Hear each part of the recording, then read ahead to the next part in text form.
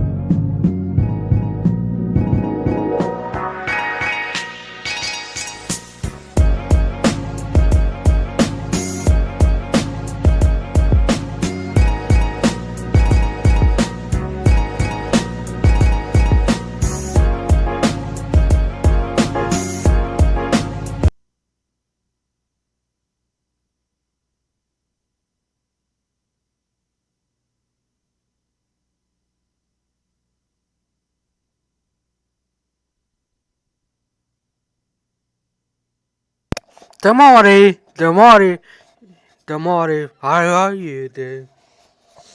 That's me.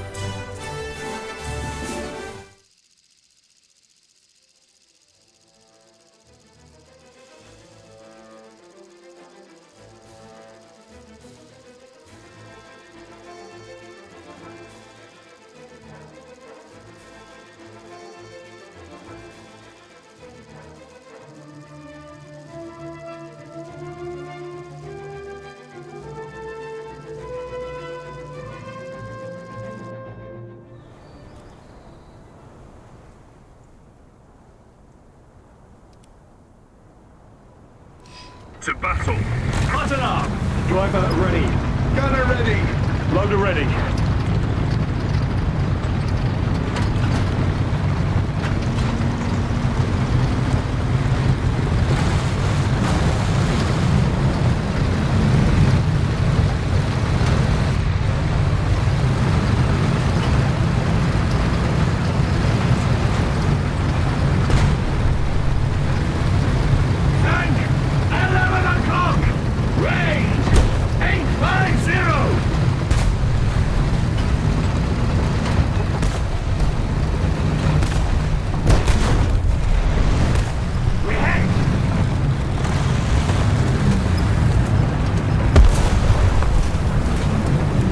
Piercing, loaded!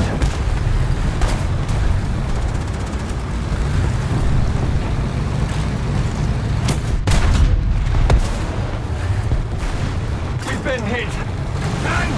11 o'clock! Range! 700! Armor piercing, loaded! Gunner unconscious! Allied forces have captured a zone.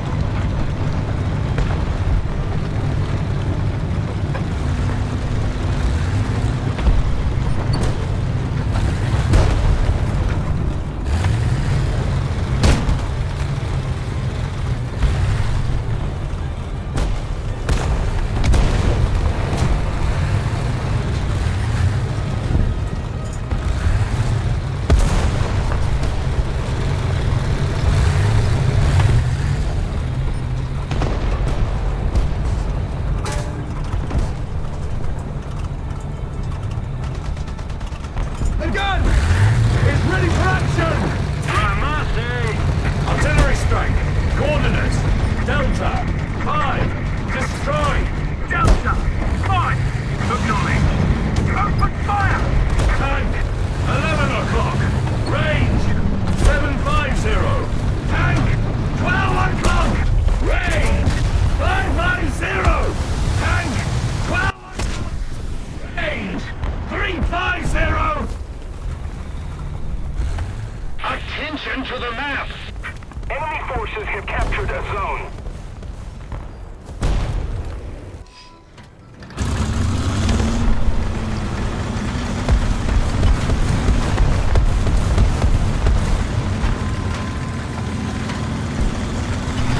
There! Tank! 12 o'clock! Range! 550! Artillery strike! Coordinates! Delta! 6! Destroy! Delta! 6! Acknowledge! Open fire! Tank! 11 o'clock! Range! 800! Excuse me!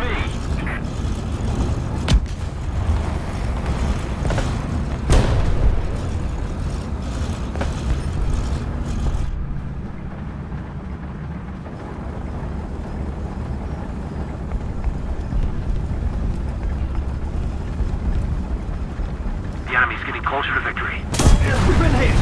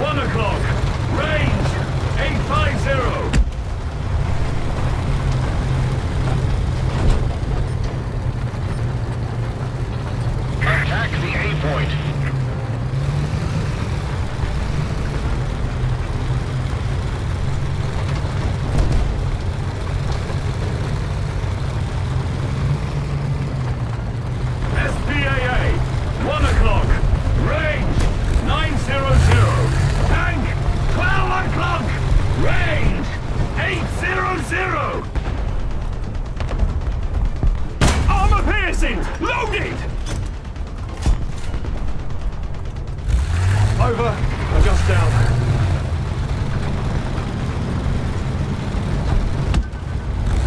The enemy is winning. We've got to counterattack.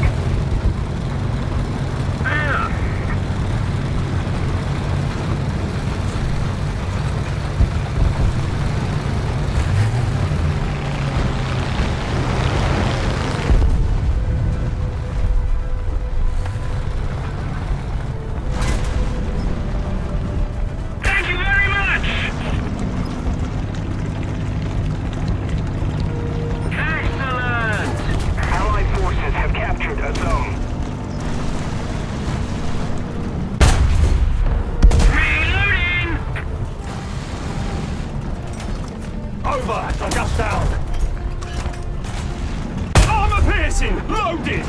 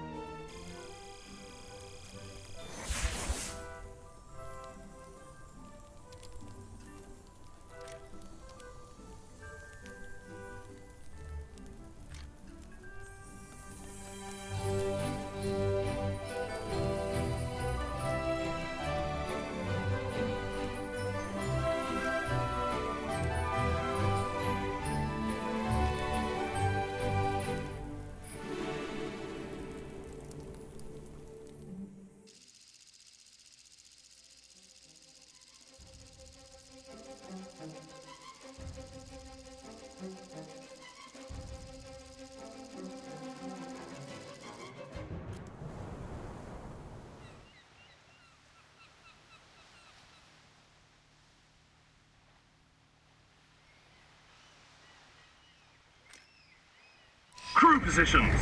Ready up. Driver ready. Gunner ready. Loader ready.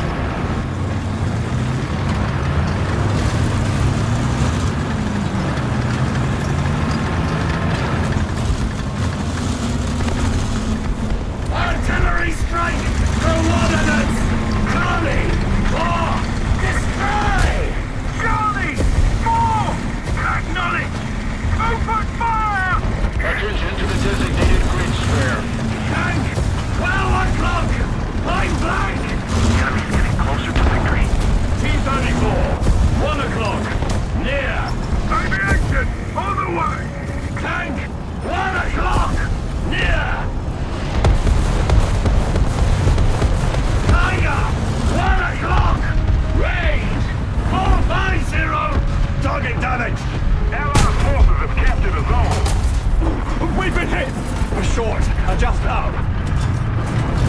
Heat loaded.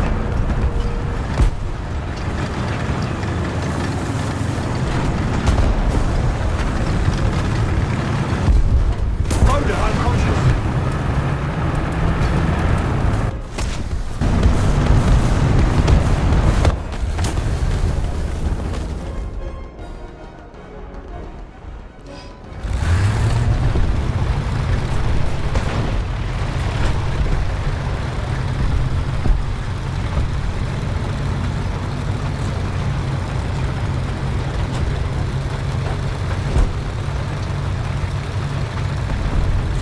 Aircraft!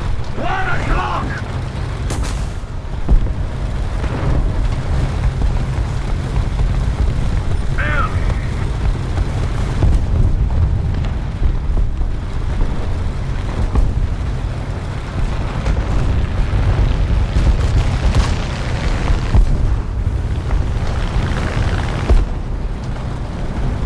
Enemy forces have captured a zone. Tank! 1 o'clock! Point blank! Target hit!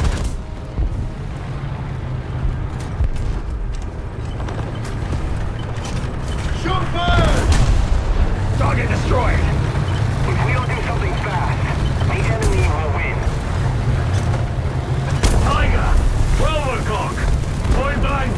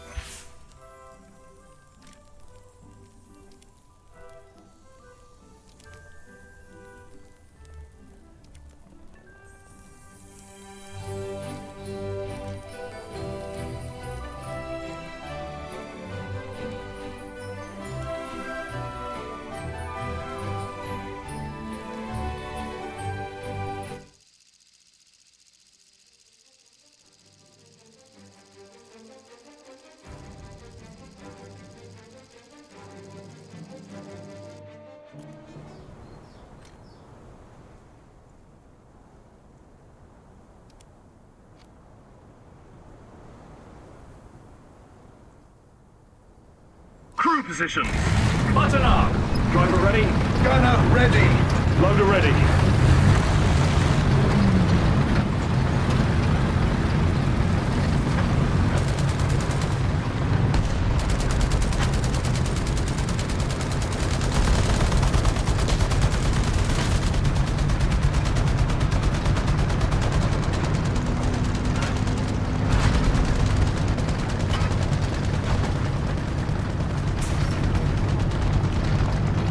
Defend the B point.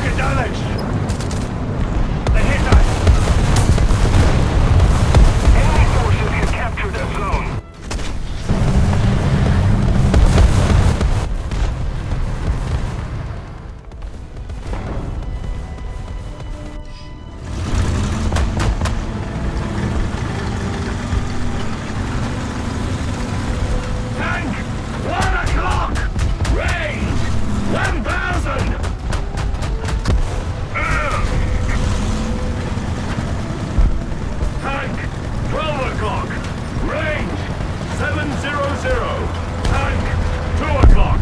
Range, 1,000. We've been hit. Tank, 10 o'clock. Range, 900.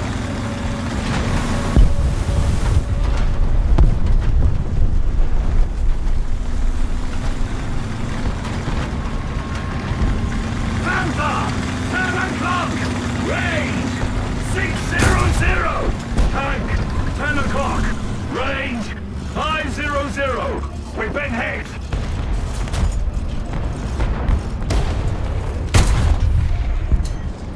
Target hit.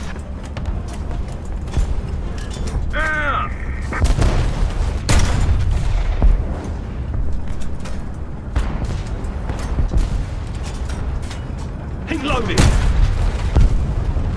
Hit. We need to put more pressure on the enemy. They're winning.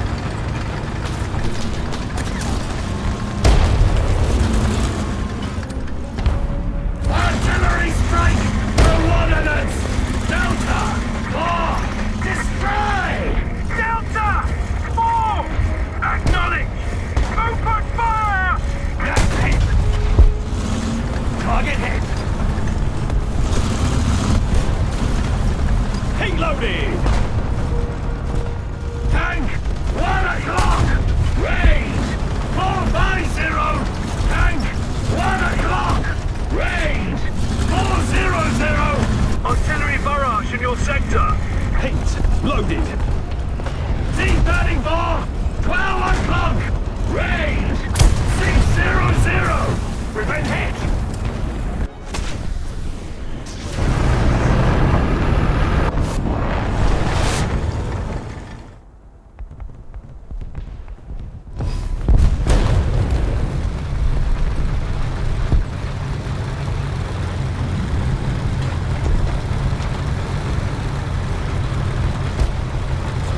Enemy forces have captured the zone. Tank, 1 o'clock. Range, 650. Tank, 2 o'clock. Range, 650. Tank, 2 o'clock. Range, 600. Target damage. Armor piercing, loaded. They hit us.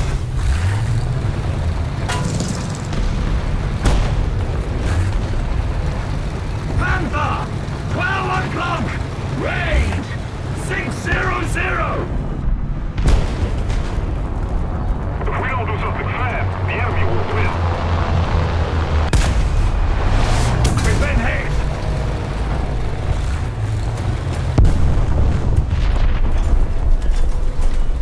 Armor piercing, loaded.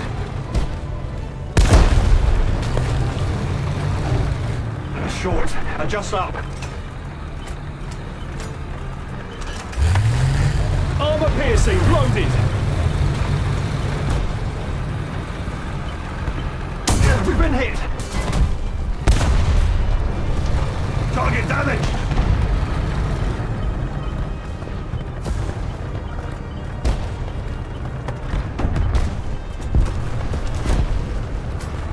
Armor piercing, loaded. Tank, 1 o'clock. Range. Mission failed.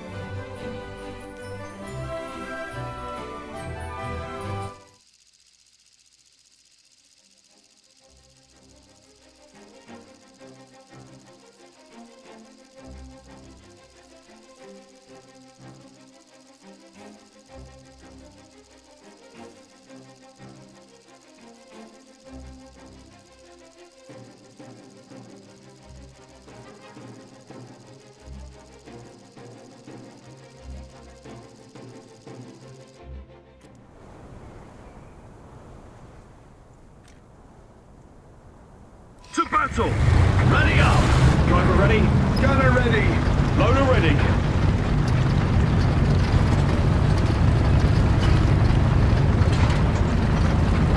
Attack the B point.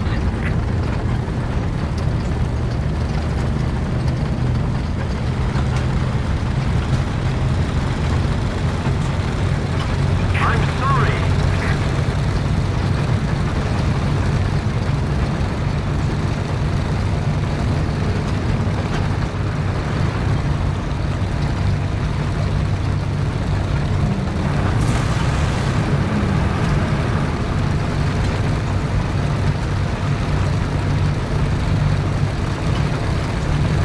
T-34, 11 o'clock.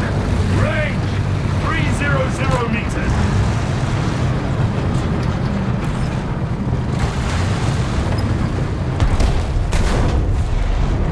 Target hit.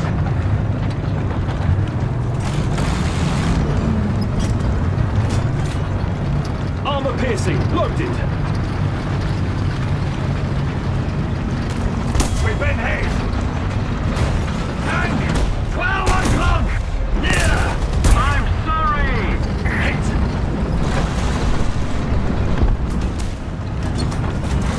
Armor piercing, loaded.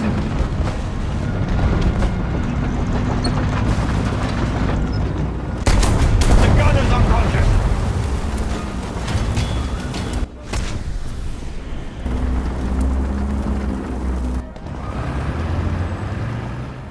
Thanks.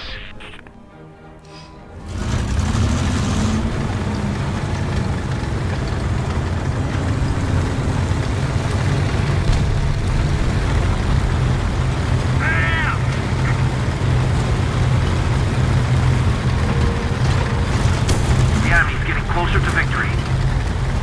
Artillery strike! Coordinates! Charlie! 6! Destroyed! Charlie! 6! Acknowledge! Open fire! Tank! 10 o'clock! Range 800! T-34! 10 o'clock! Range 500! T-34! 10 o'clock! Range 450! Attention to the map. Tank! 11 o'clock! Range 400! Tank! 11 o'clock! Range 350! Target damaged. We've been hit!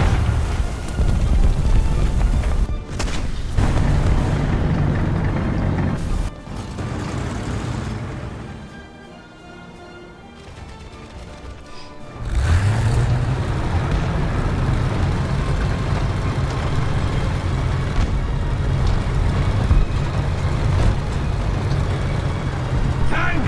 1 o'clock! Range 350! Tank! 1 o'clock! Range 550!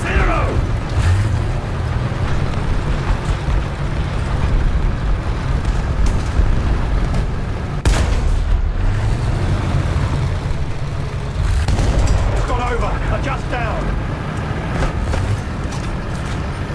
Armor piercing, loaded!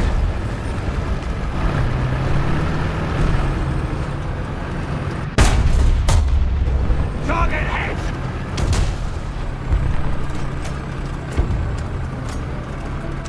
Fire! Target hit! Tank! 1 o'clock! Point blank! Armor piercing, loaded! Target damaged!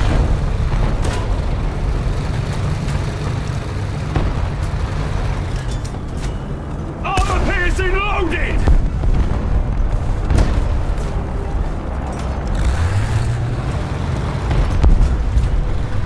Armor piercing, loaded!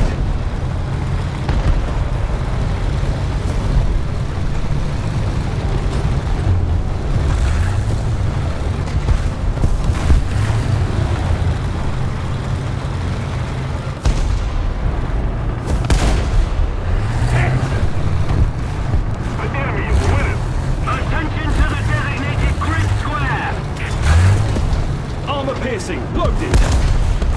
Target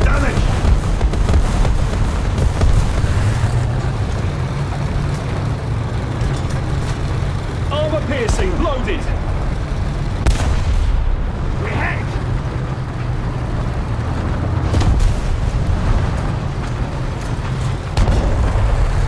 Armor piercing, loaded. They hit us. Dramatic. Turret rotation mechanism is on. Armor piercing, loaded. Target destroyed. We've been hit.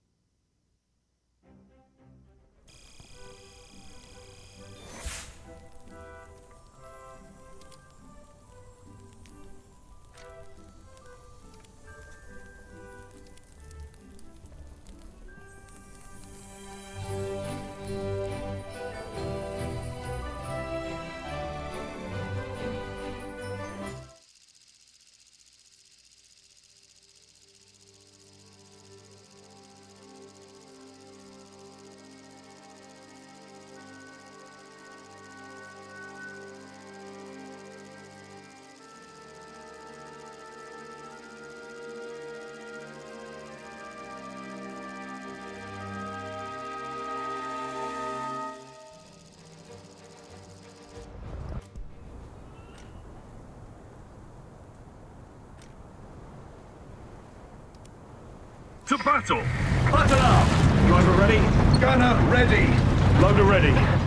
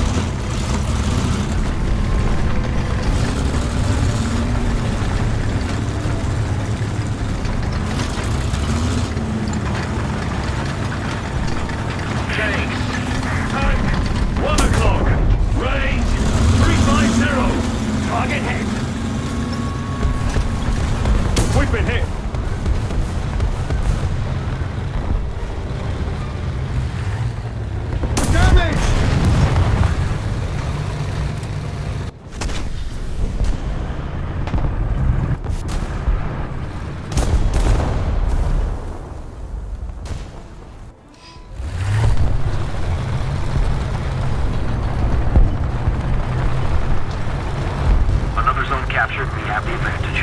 Aircraft, 12 o'clock. Range, 900.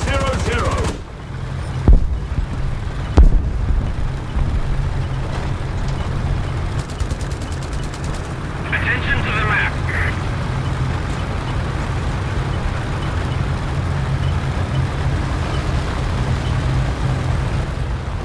Reloading! Aviation is on the way.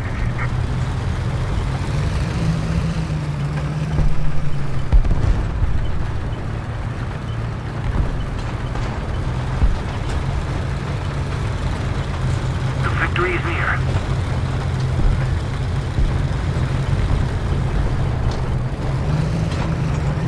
Tank, 12 o'clock. Range, 550.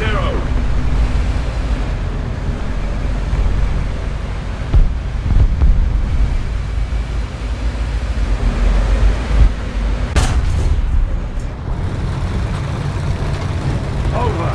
Adjust down. Armor piercing, loaded.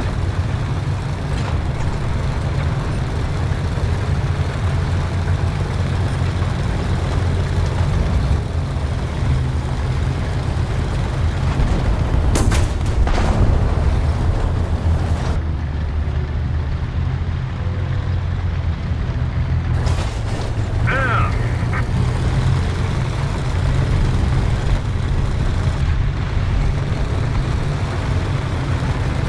Another zone captured, we have the advantage.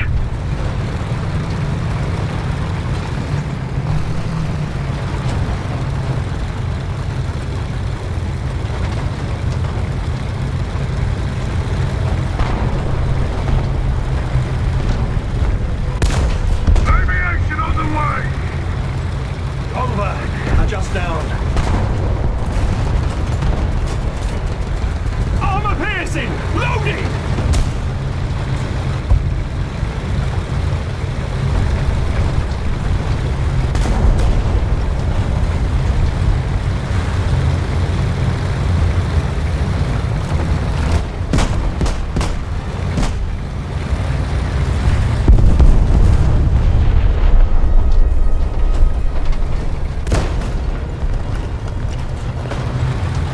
Aviation on the way.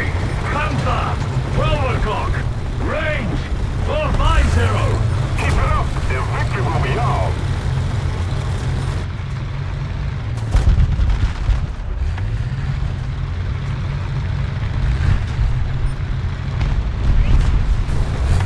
Thank you very much.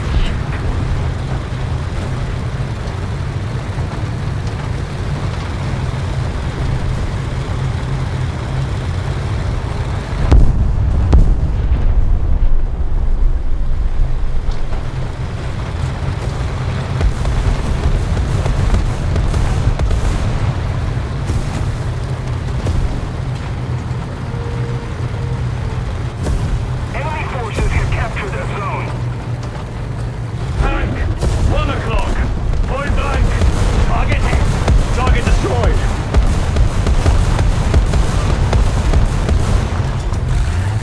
Armor piercing, loaded.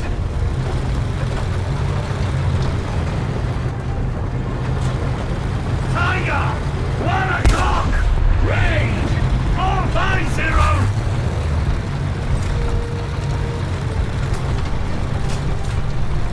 Armor piercing, loaded.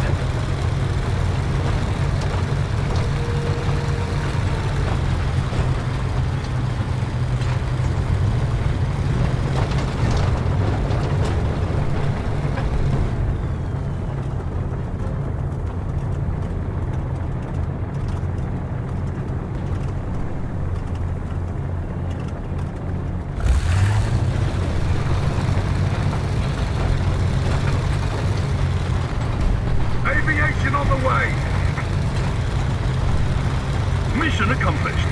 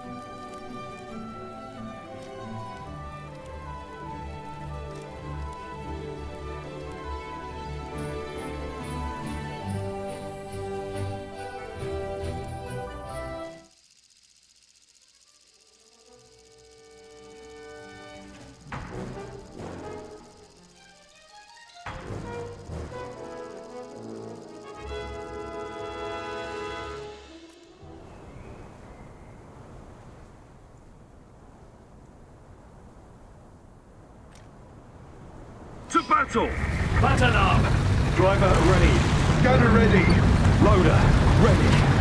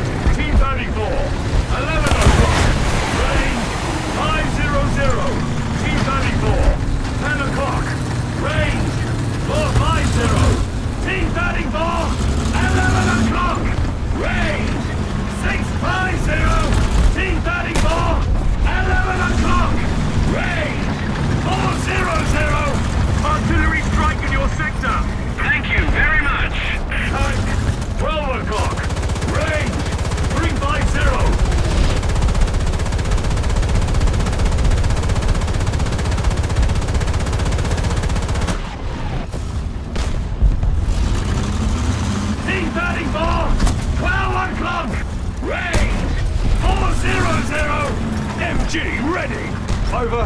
Adjust down. Armor piercing! Loading! We've been hit. Tank, 1 o'clock. Range, 550. Taxi 8 point. We've been hit.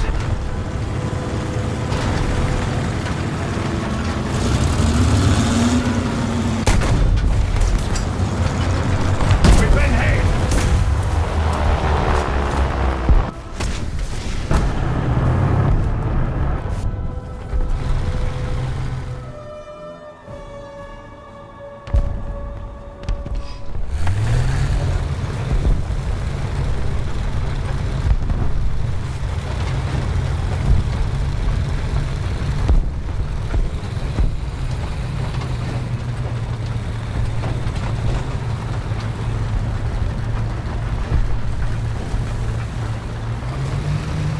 Aviation on the way!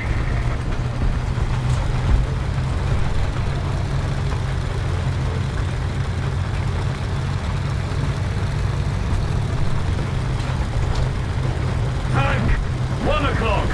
Range, 900. Air!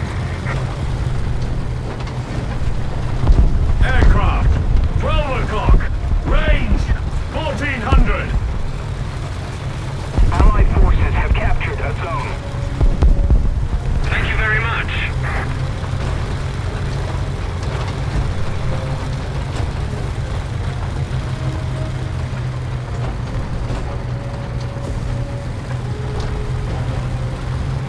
Thank you very much. Aircraft, 12 o'clock. Allied forces have captured a zone.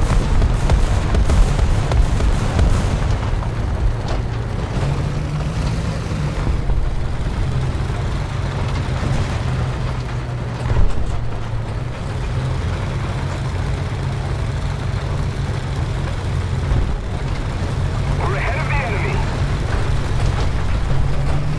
Air!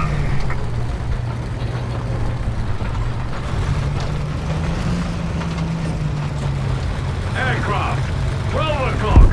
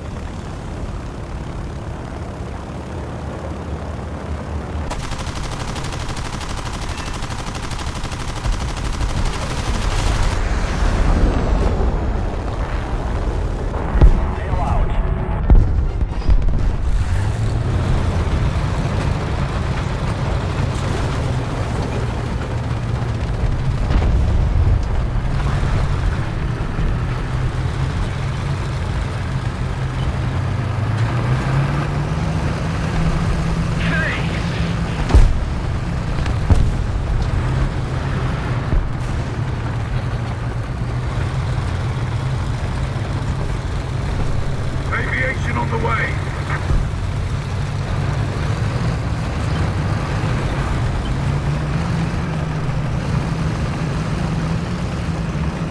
Tank, 11 o'clock. Point blank. Objective achieved.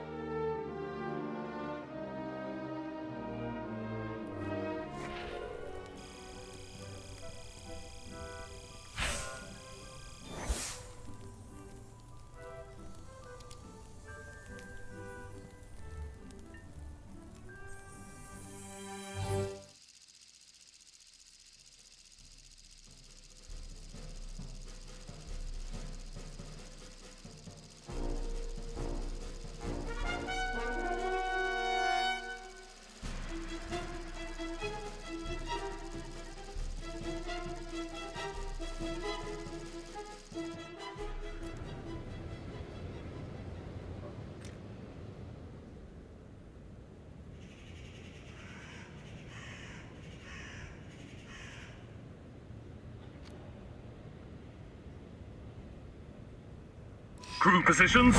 Ready up. Driver ready. Gunner ready. Loader ready.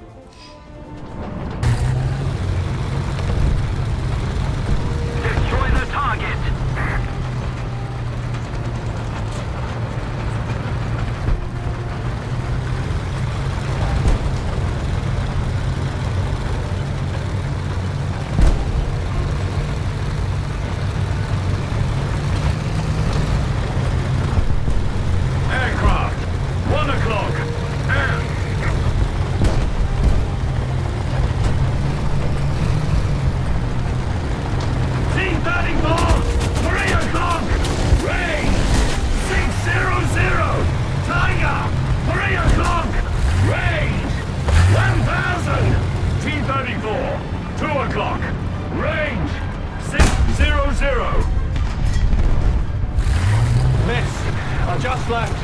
4 degrees! We've been hit! Armor piercing! Loaded! Tiger! 2 o'clock! Range! 900! Driver unconscious!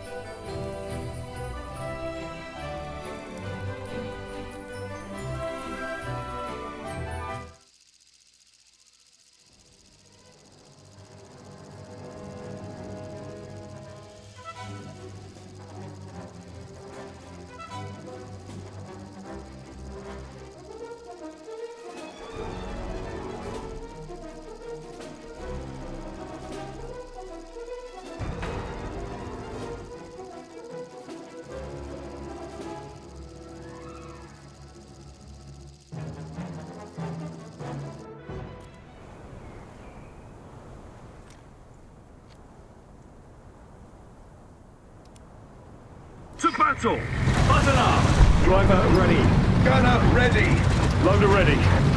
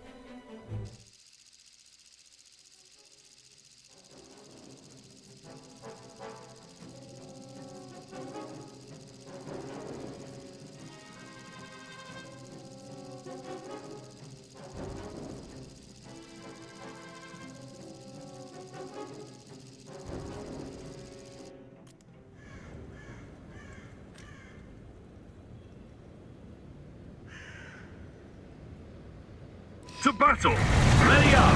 Driver ready. Gunner ready. Loader ready.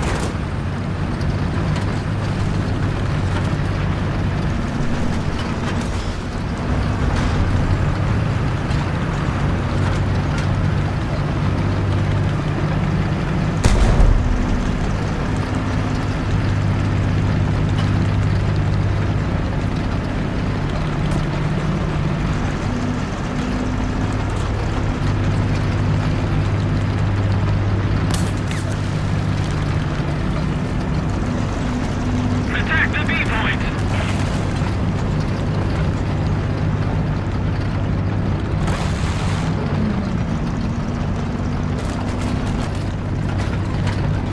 Time 12 o'clock. Yeah.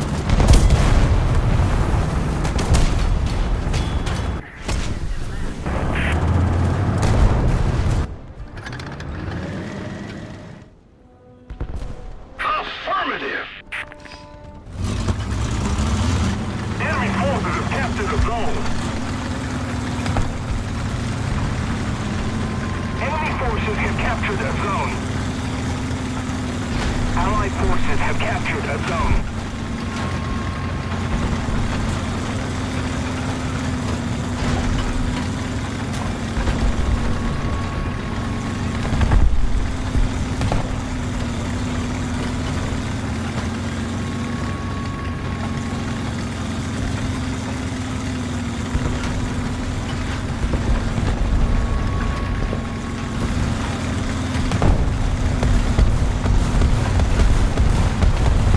The enemy is winning.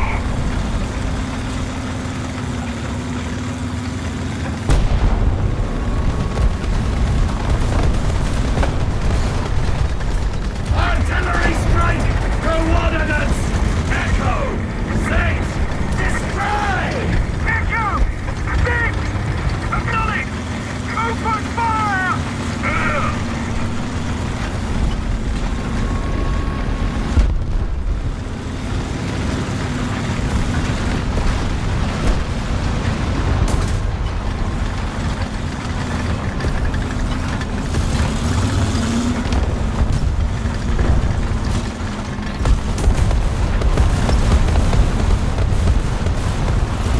Panther! 2 o'clock! Line blank! Thank you very much. Target hit! Armor piercing loaded!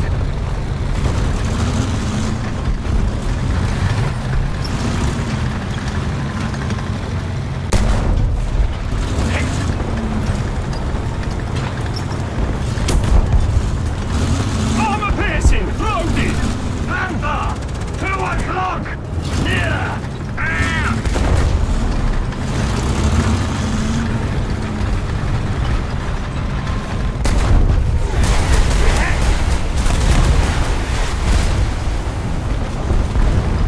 Armor piercing loaded!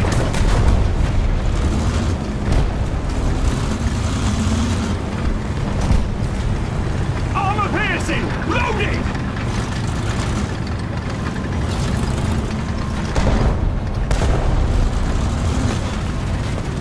Attention to the designated grid square. Aviation on the way!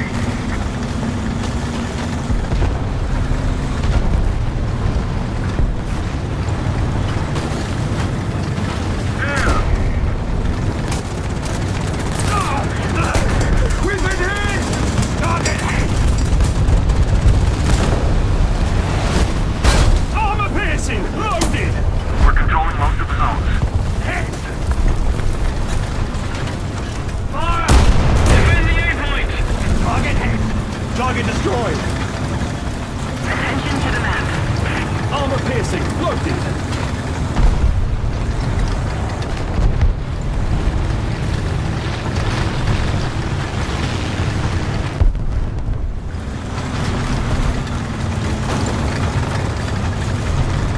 Aircraft! 10 o'clock!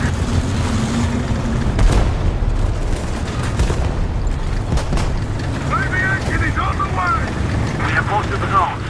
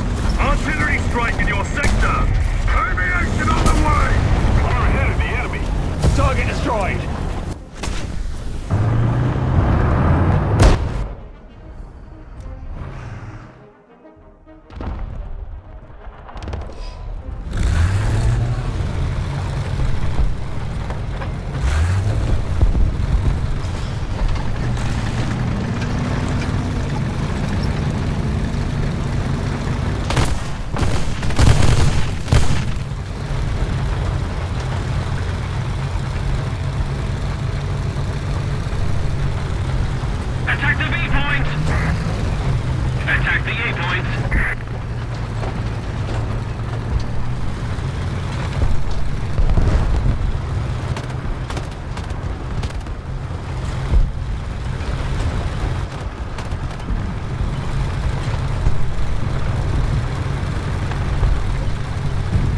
Aviation on the way. Another zone captured, we have the advantage. Enemy forces have captured that zone.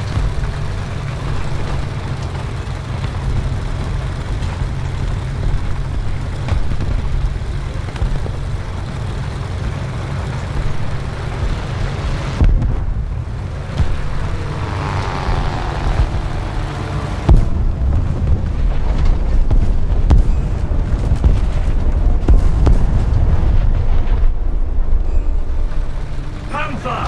12 o'clock! Range 1,000!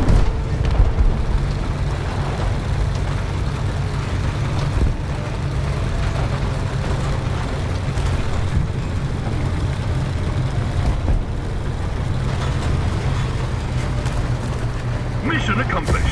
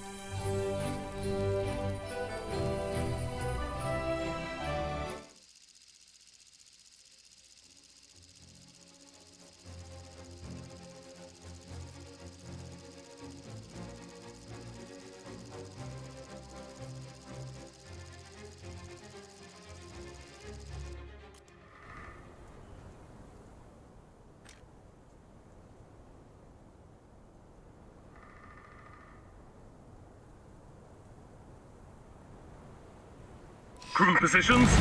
Ready up! Driver ready. Gunner ready. Loader ready.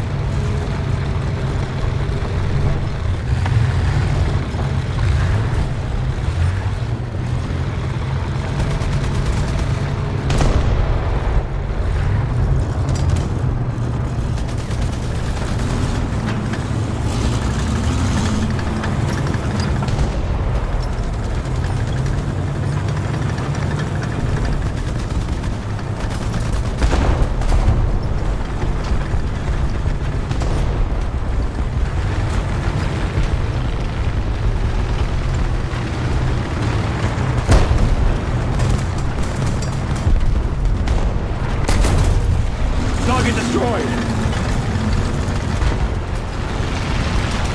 The enemy controls most of the strategic zones. Armor piercing loaded! We need to put more pressure on the enemy. They're winning.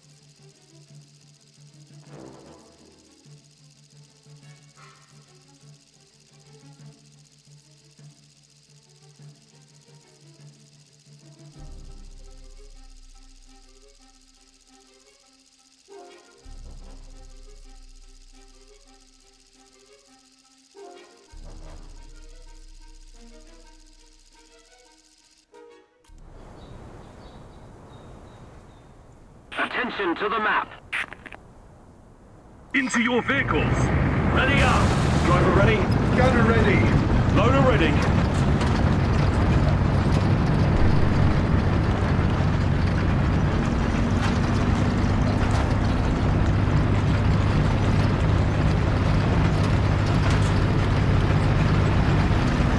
Attack the A point.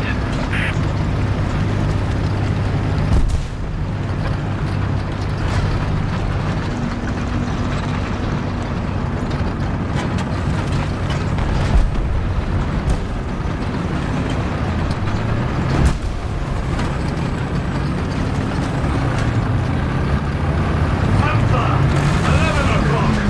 Range, 400. Attack the A point.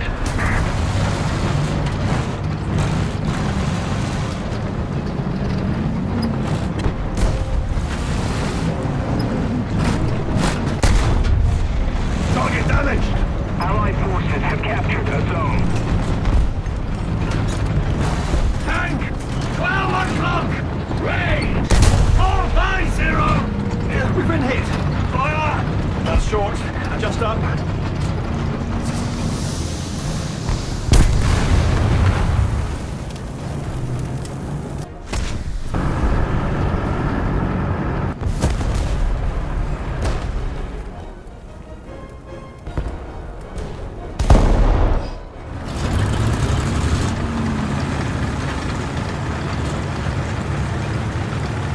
Attack the A point. Enemy forces have captured a zone. Aviation on the way.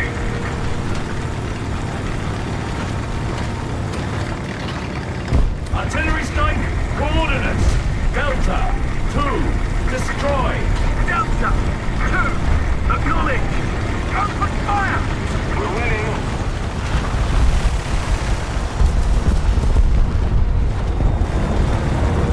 Aircraft, 1 o'clock. Range, 500. Tank, 12 o'clock.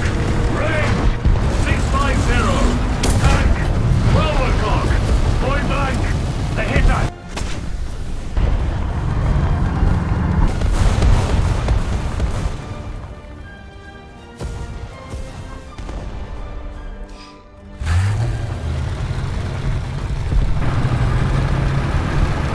Most of the zones are under control.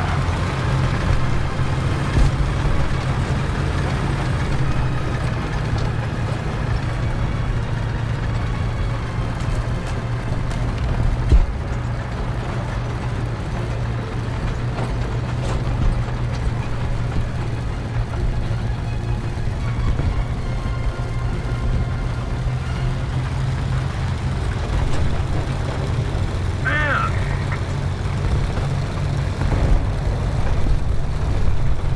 Aircraft! 11 o'clock! Range! 950!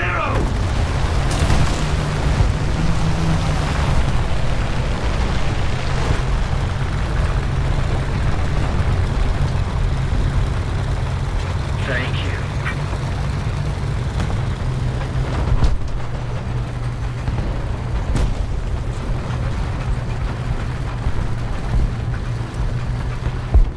Attack the A point.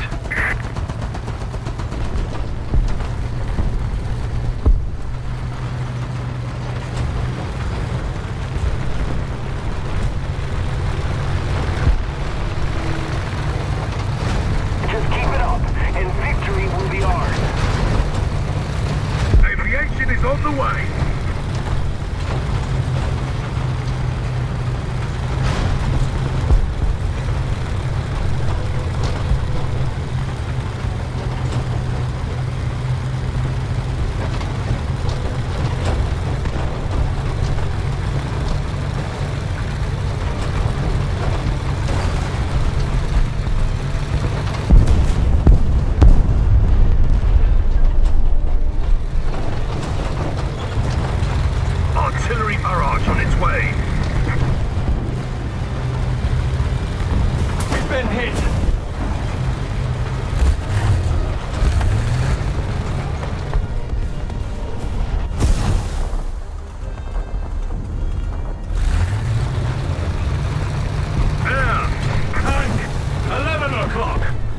Range 350.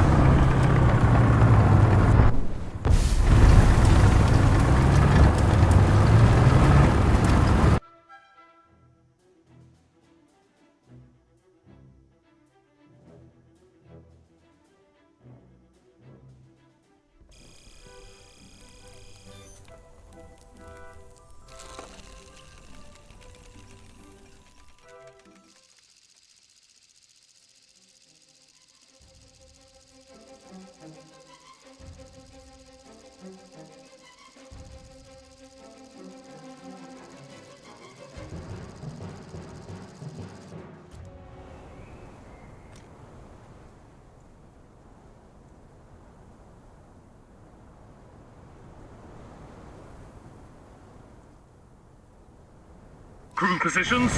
Ready up! Driver ready. Gunner ready. Loader ready.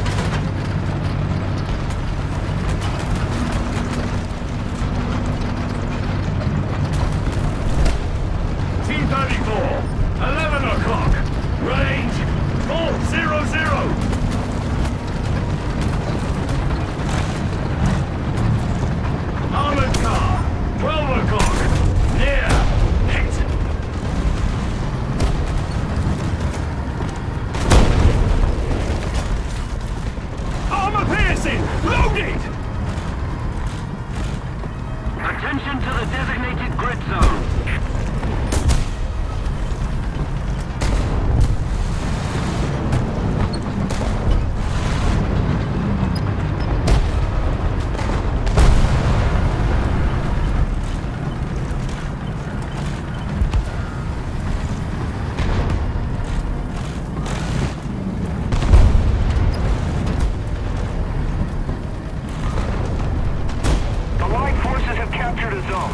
Attention to the designated grid zone.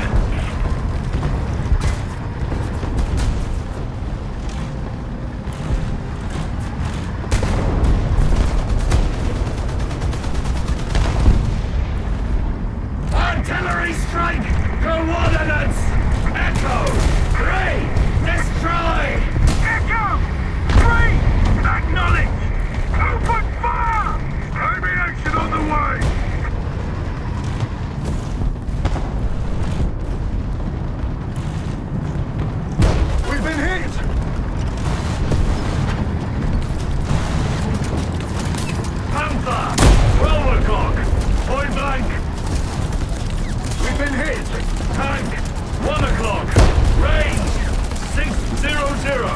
Artillery strike incoming! Target destroyed. Ahead of the enemy. Tank, 2 o'clock. Range, 400. Running gear out of order. Tank, 1 o'clock. Range, 600. Attention to the map! Okay, we're good to go. Artillery barrage on its way! Tank, 1 o'clock. Range, 600. Artillery barrage in your sector! Tracks inoperative. Tank, 1 o'clock. Range, 500. We're good to go.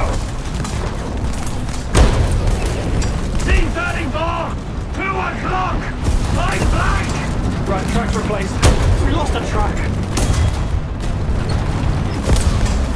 Tank, 12 o'clock. Range, 60.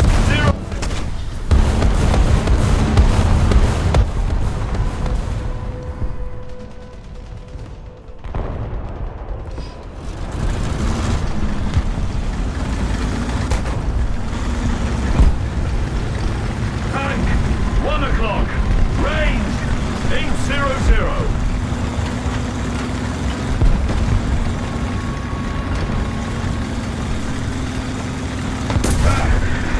We've been hit! Tiger! 2 o'clock! Range! 750! Artillery strike! Coordinates! Echo! 3! Destroy! Echo 3. Acknowledge. Open fire! Tank! 2 o'clock! Range! 1,000! Enemy forces have captured the goal.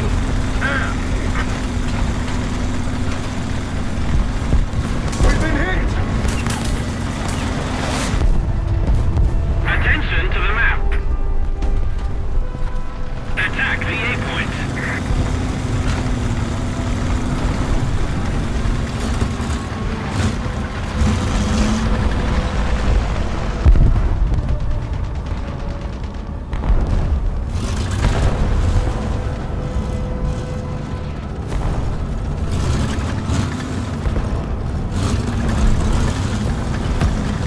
Tiger! 2 o'clock! Near! Target damage! Armor piercing, loaded. Tank! 2 o'clock! Point blank! Target damage! Armor piercing, loaded! Look out! Down!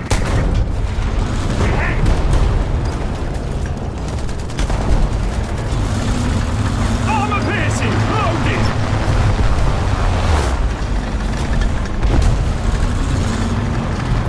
No! No! We've been hit! Armor piercing, loaded!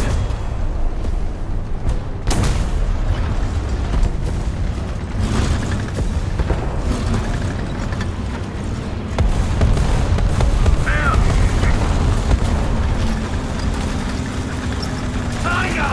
3 o'clock! Near! We've been hit! Target destroyed! Artillery strike! Coordinates! Echo! 3! Echo 3! The enemy is winning.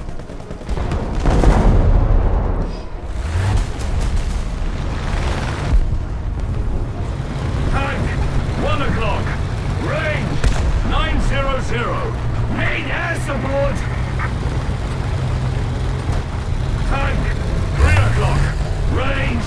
850!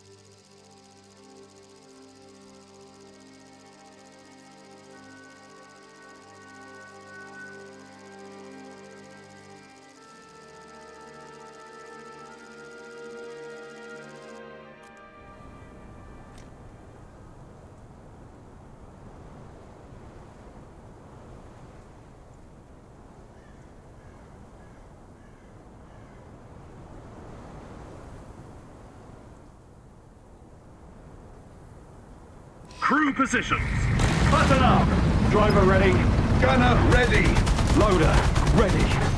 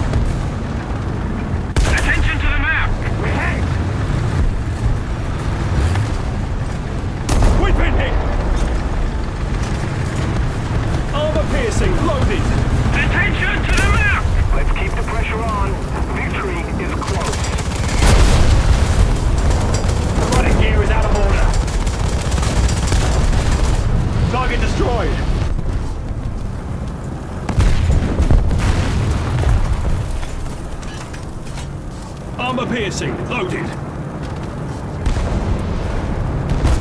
Attack the V-point. Attention to the map.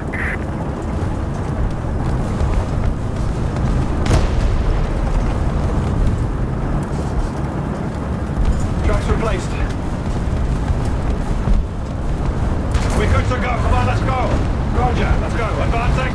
Most of the strategic zones are captured. Hit. We've been hit.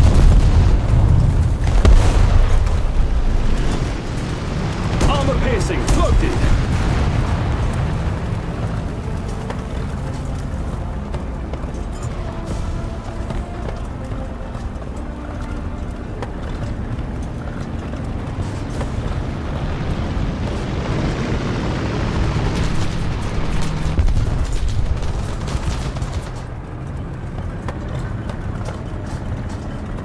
Tracks operational.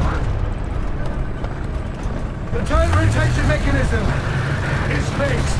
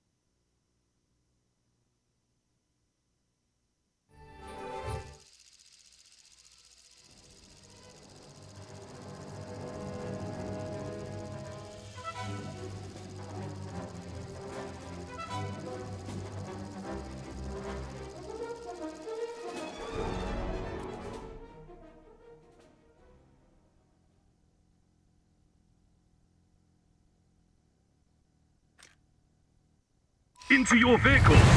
Button up. Driver ready. Gunner ready. Loader ready.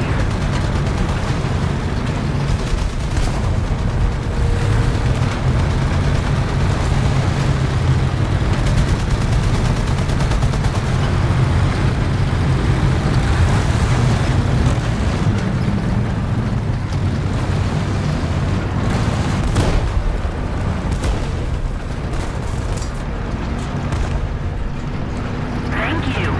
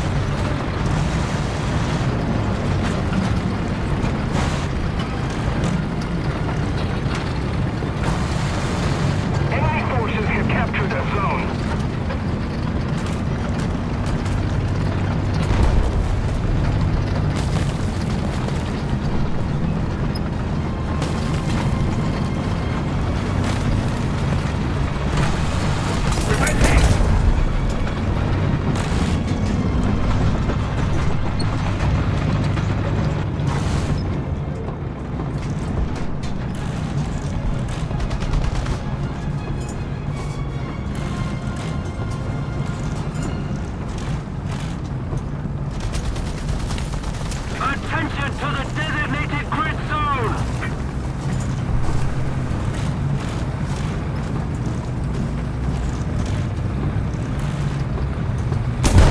The track is replaced. Roger, let's go. Advancing.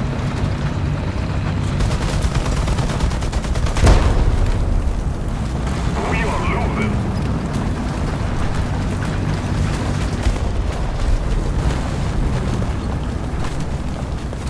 Allied forces have captured a zone.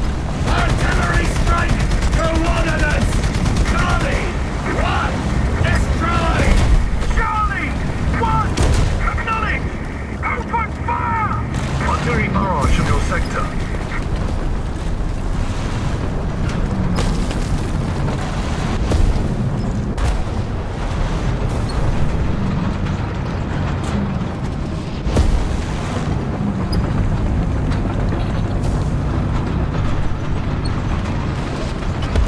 We've been hit.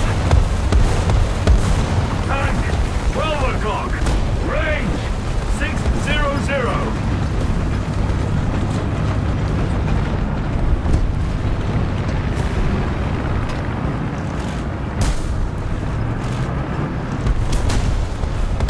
We've captured most of the strategic zones. Target hit! Crew incapacitated! Crew incapacitated!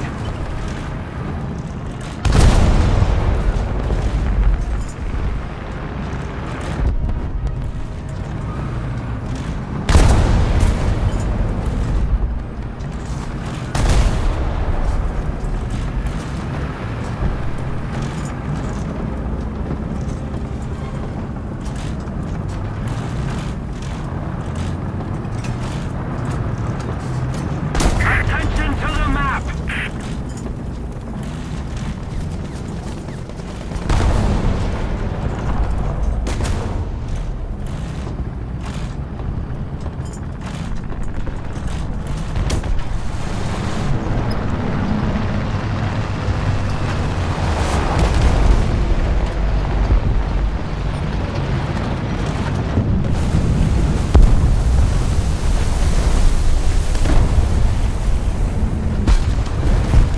Target destroyed!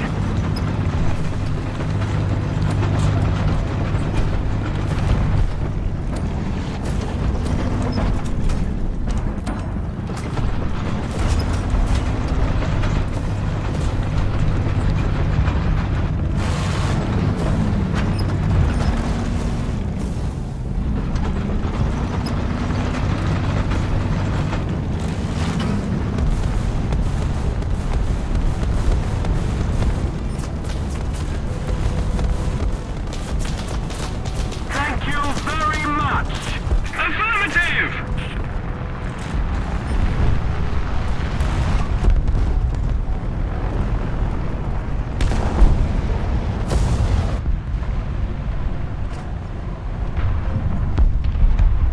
We're winning. Attention to the map!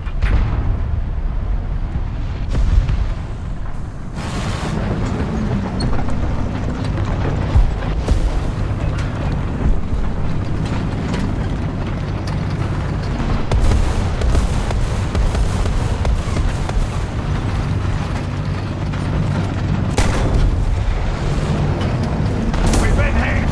Over! Just down! Enemy forces have captured a zone. Gunner unconscious!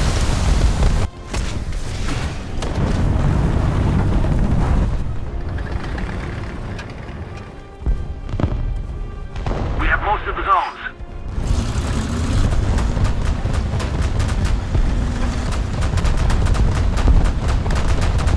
Attack the enemy!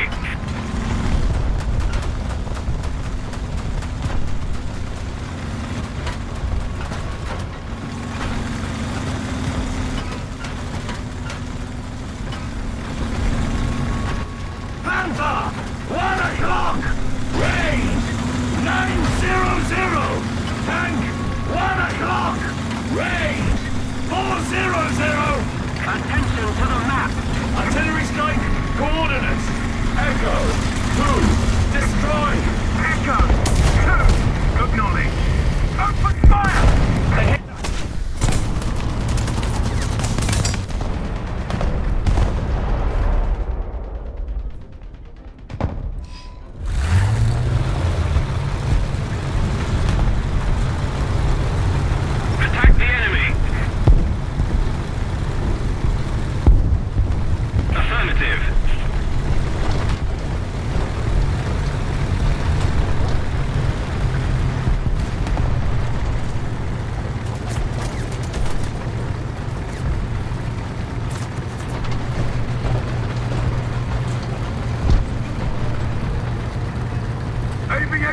the way.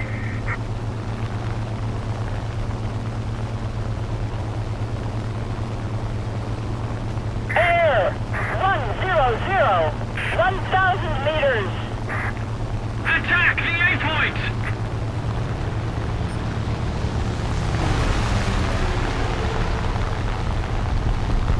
Thank you very much. Enemy forces have captured a zone.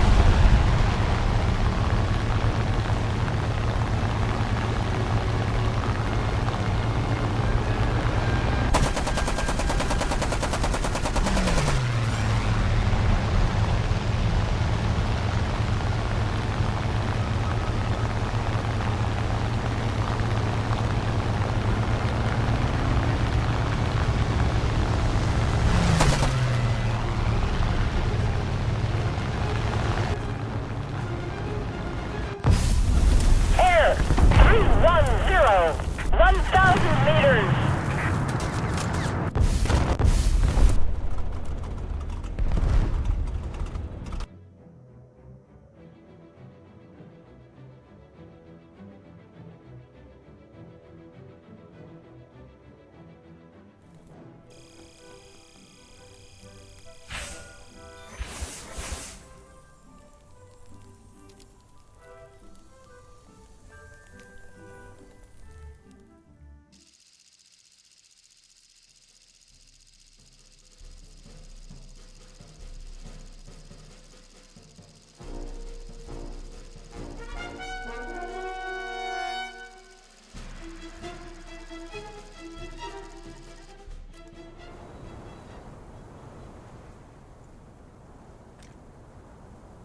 To battle!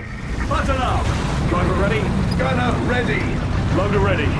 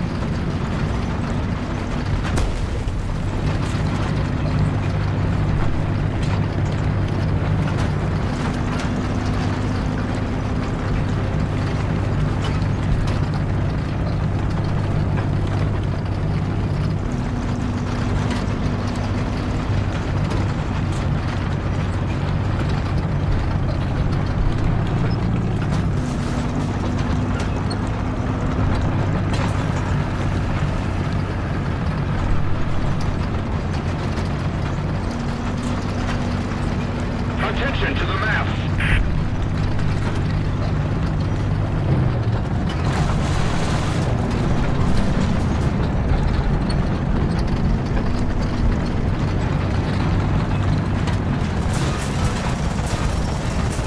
Allied forces have captured a zone.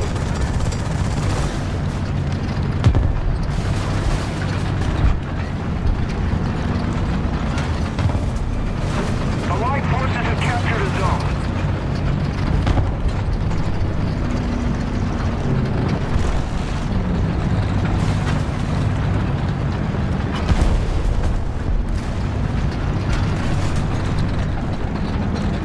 Aviation is on the way! Attention to the map.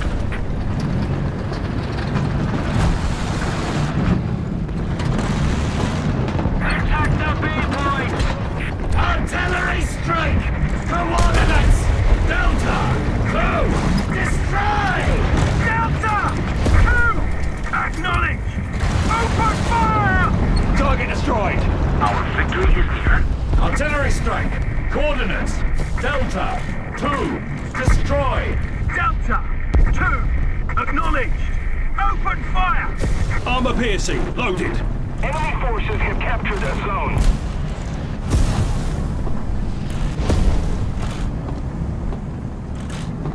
Attention to the map.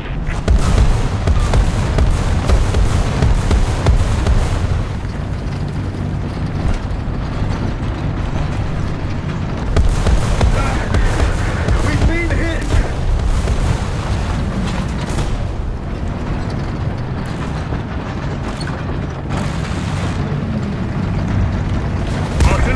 strike incoming!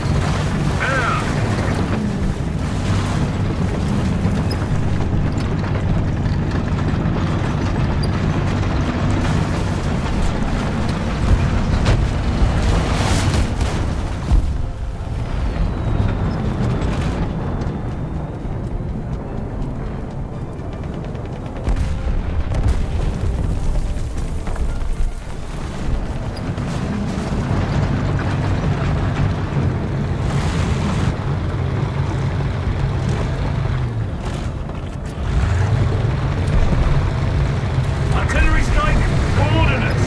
Charlie, 2, destroy. Charlie, 2, acknowledge. Open fire. Target ahead.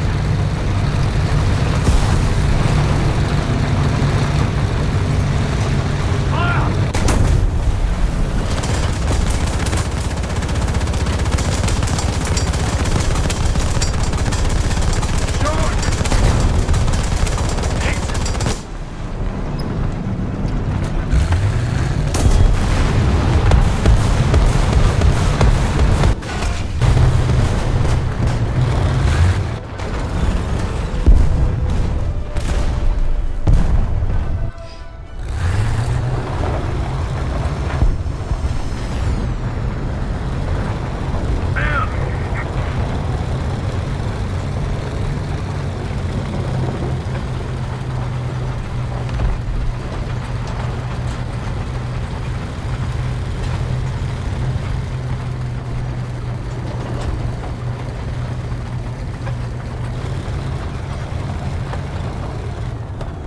Aviation on the way.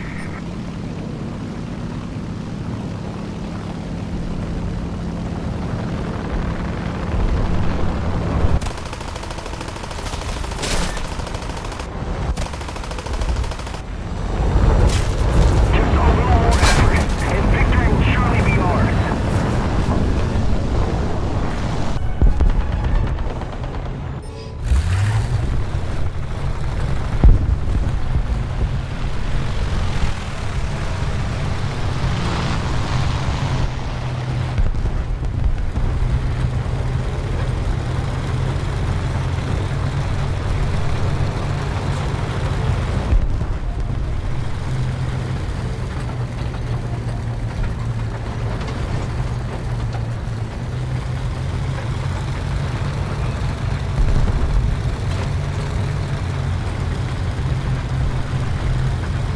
Allied forces have captured a zone. Enemy forces have captured a zone.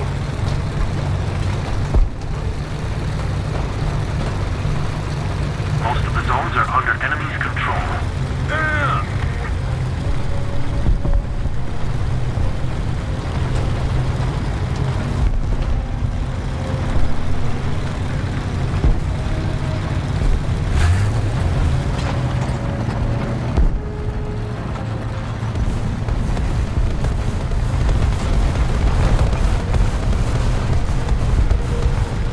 Aviation on the way.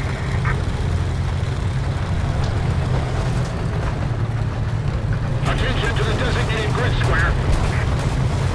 Tiger, 11 o'clock. Point blank. I'm sorry.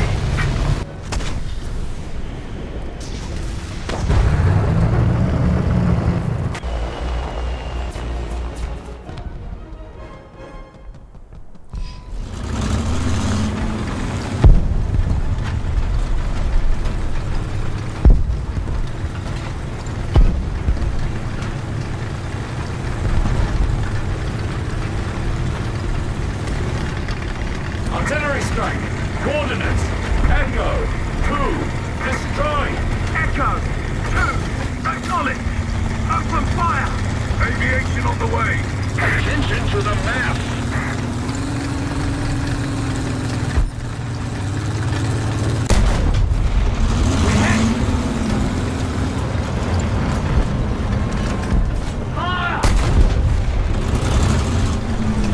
The enemy's getting closer to victory. Now we came short. Just up. Attention to the map! Armor piercing, loaded!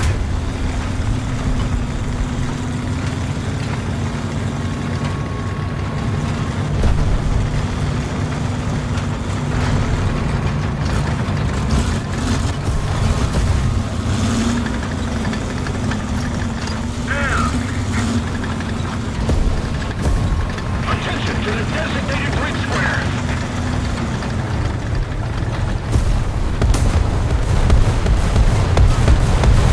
We've been hit!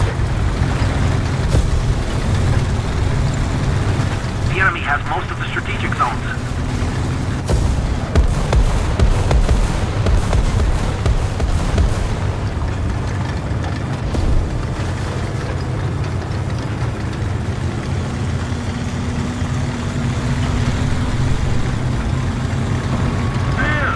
Artillery strike in your sector! Aircraft! 12 o'clock! Range! 1300! P-34! 11 o'clock! Yeah! Armor piercing! Loaded! We've been hit!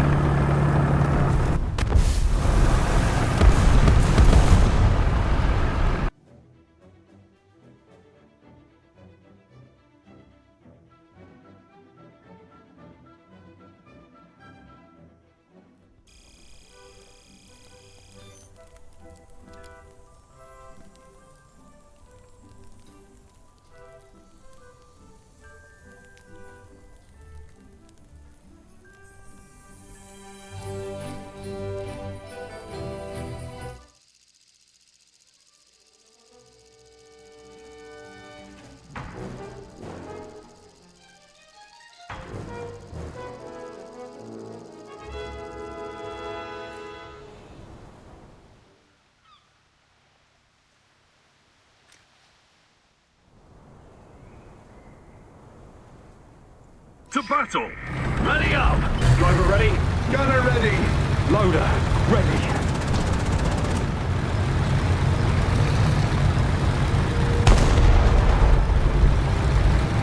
On me!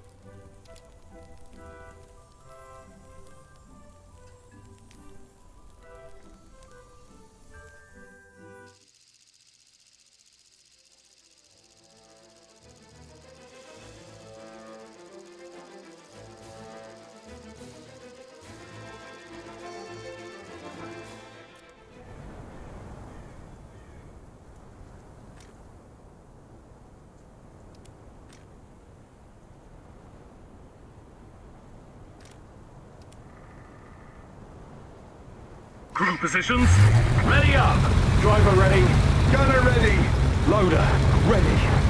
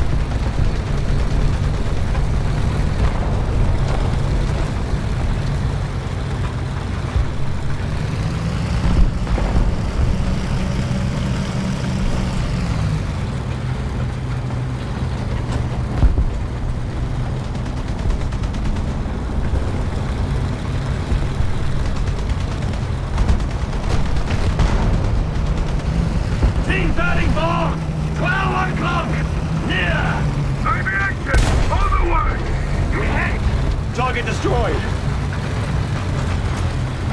T-34, 11 o'clock, near! Sorry. Armor piercing, loaded!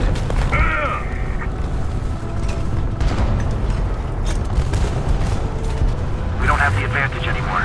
Armor piercing, loaded! Target damaged!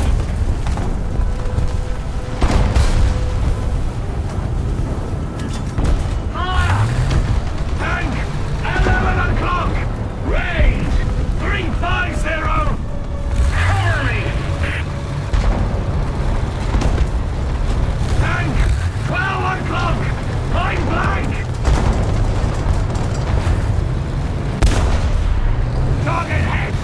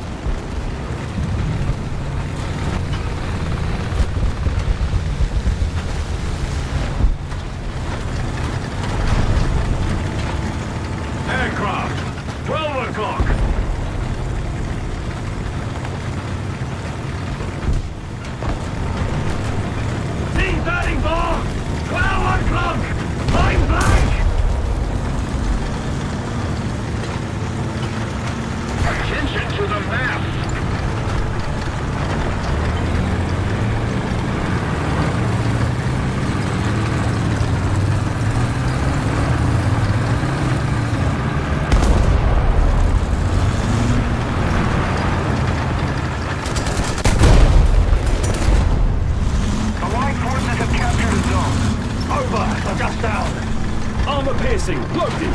Keep hearing! Attention to the map. Tank, 11 o'clock. Range, 400.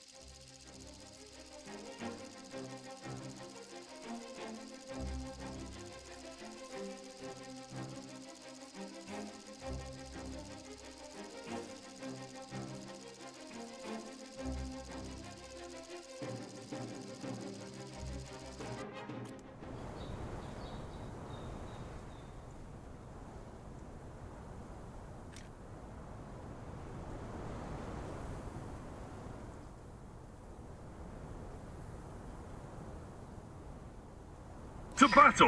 Button up! Driver ready. Gunner ready. Loader ready.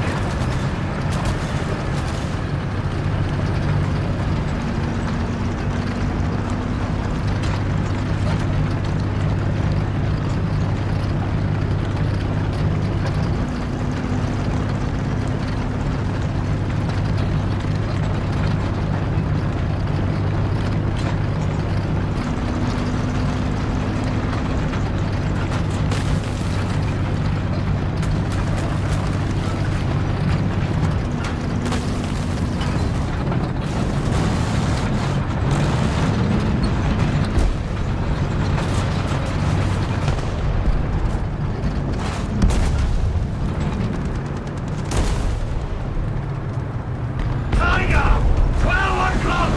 Range, 500. Tiger, 11 o'clock. Range, 350. Loader unconscious.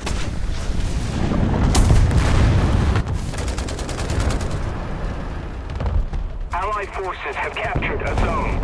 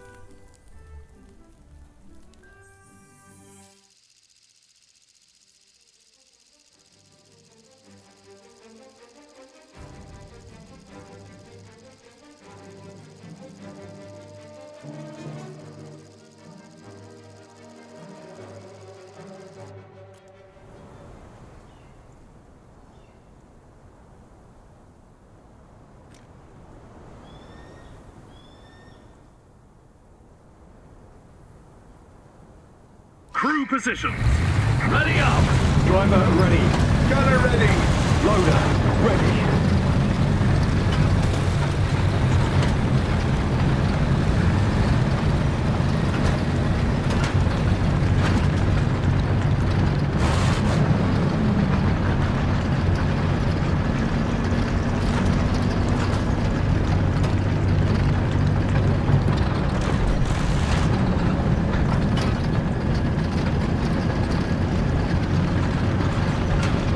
Tank, 12 o'clock. Range, 550. Tank, 12 o'clock. Range, 550. Tank, 12 o'clock. Range, 350.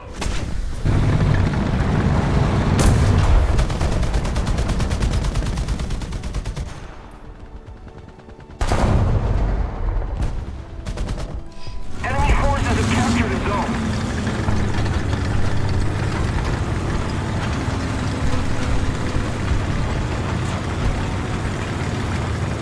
The enemy has captured most of the strategic zones.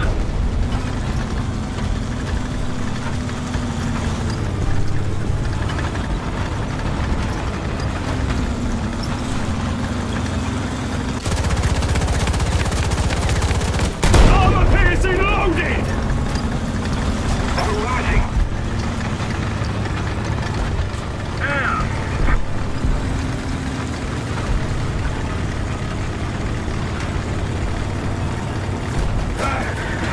We've been hit.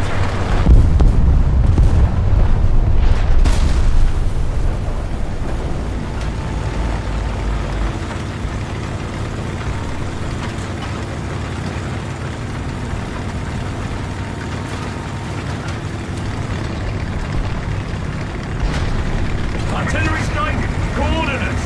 Charlie, 1, destroy. Charlie, 1, acknowledge. Open fire. Thank you.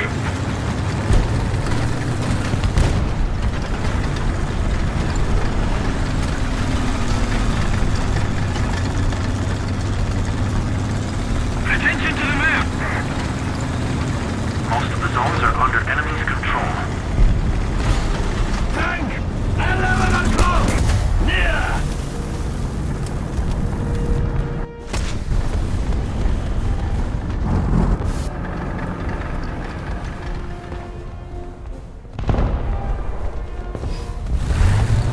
Tank, 12 o'clock. Range, 650.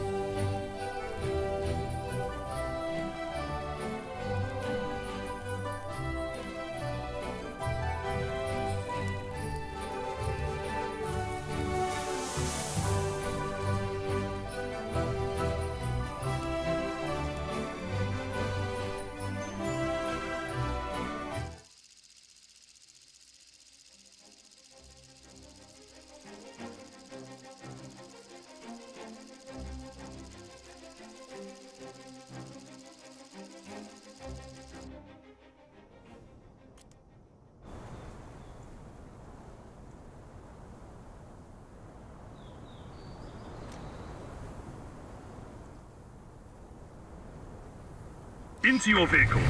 Ready up! Driver ready. Gunner ready. Loader ready. Attention to the designated grid square.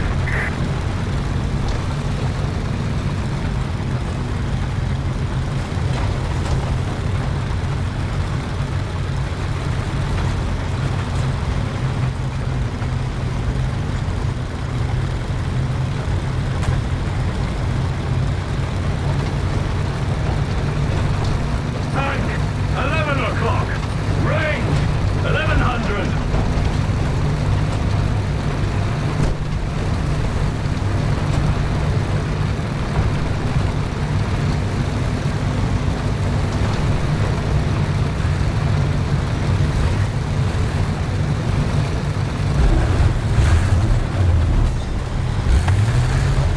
Tank, 11 o'clock. Range, 750.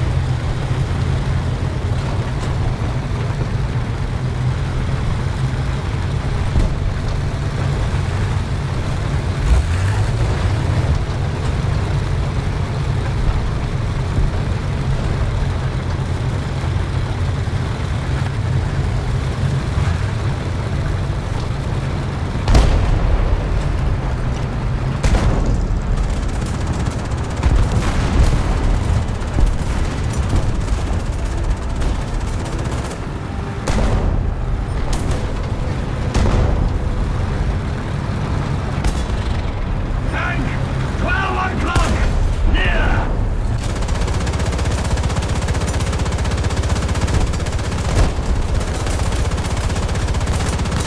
Deployed. Attention to the designated grid square. Hit.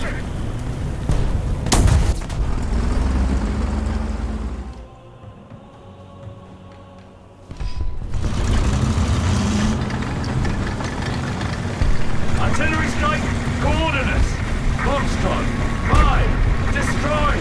Foxtrot, 5, acknowledge. Open fire.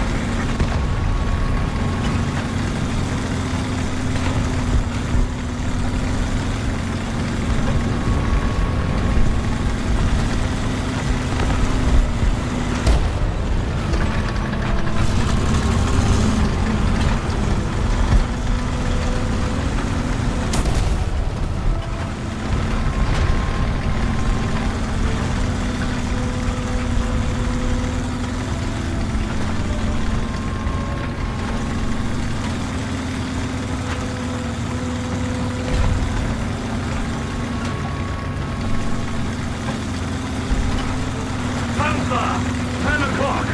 Range, 1,000. Aircraft, 12 o'clock.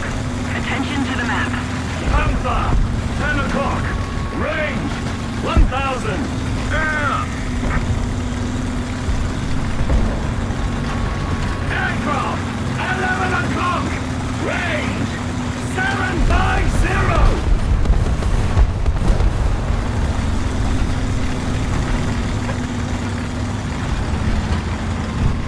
The enemy's getting closer to victory. We've been hit.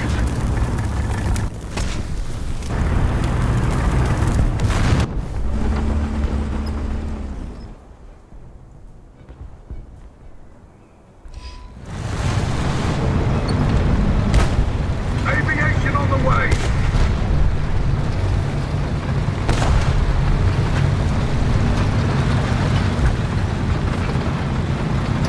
Tank, 9 o'clock. Range, 550. Air. Target damaged.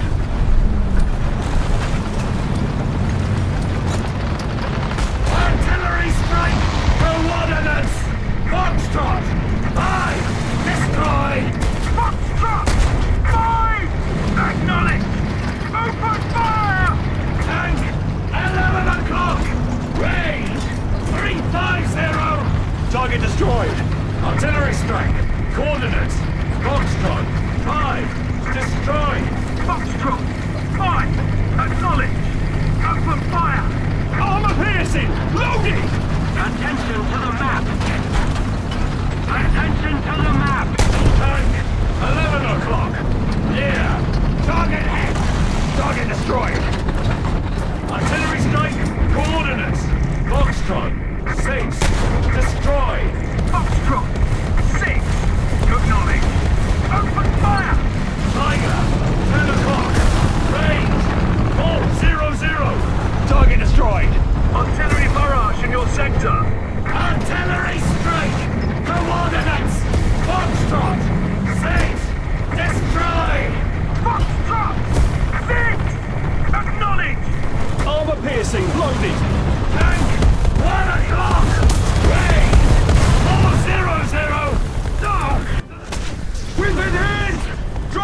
Unconscious.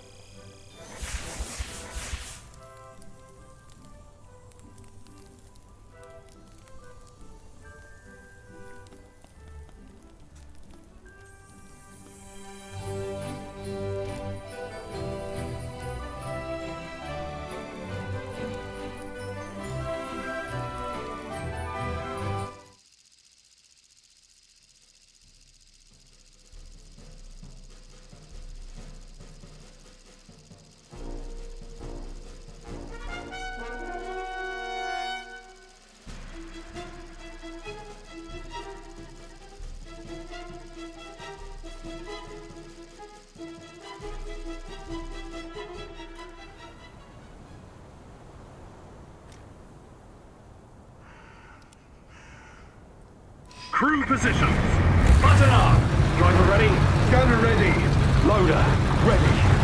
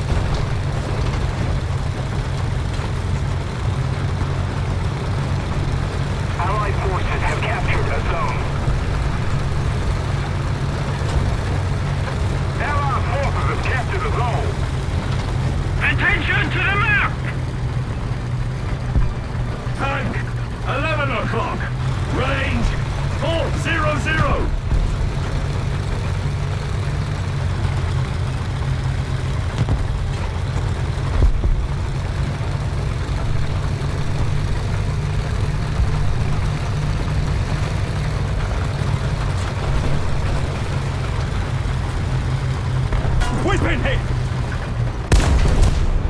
Target damage! Attention to the designated grid zone. Shot fired! We're ahead of the enemy.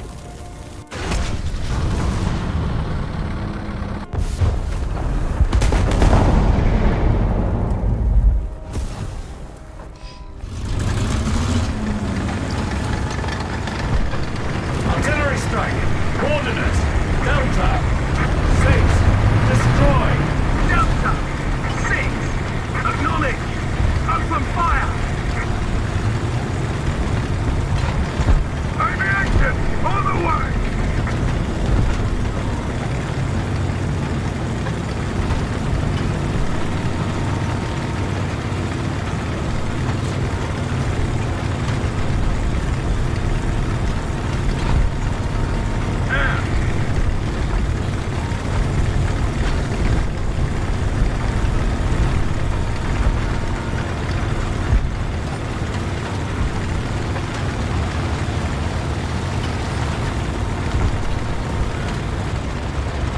Tank 11 o'clock. Range 600.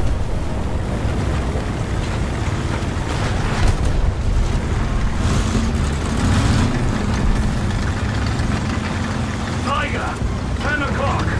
Range 550! Allied forces have captured a zone. Thank you very much. Aviation is on the way. Tank! 1 o'clock! Point blank!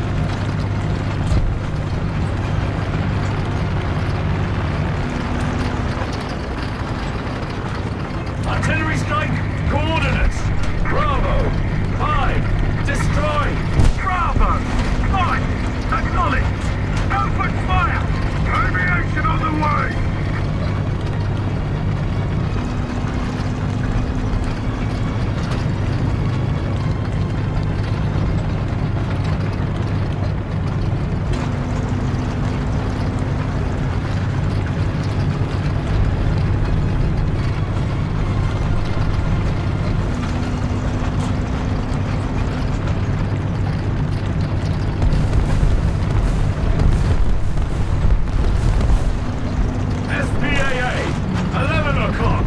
Range, 900. SPAA, 12 o'clock. Range, 750. Tank, 11 o'clock. Point blank.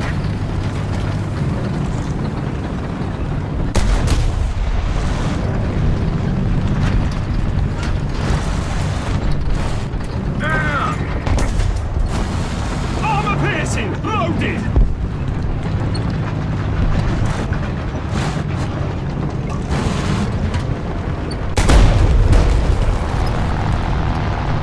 Just short. Adjust up. Armor piercing loaded. SPAA, 1 o'clock. Range, 500. We've been hit. Keep it up and victory will be ours.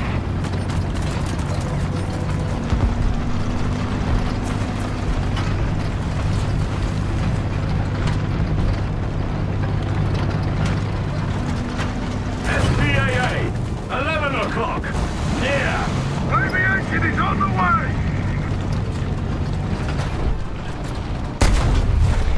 Hit. We've been hit. Fire! Target destroyed. Air. SPAA, 12 o'clock. Point blank. Armor piercing, loaded.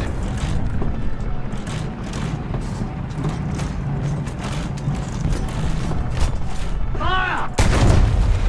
Target hit.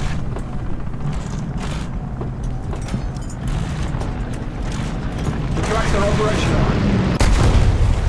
Target hit. Target destroyed.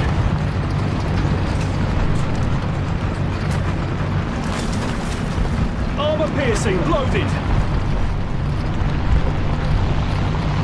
Aircraft, 12 o'clock. Range, 850. Mission accomplished.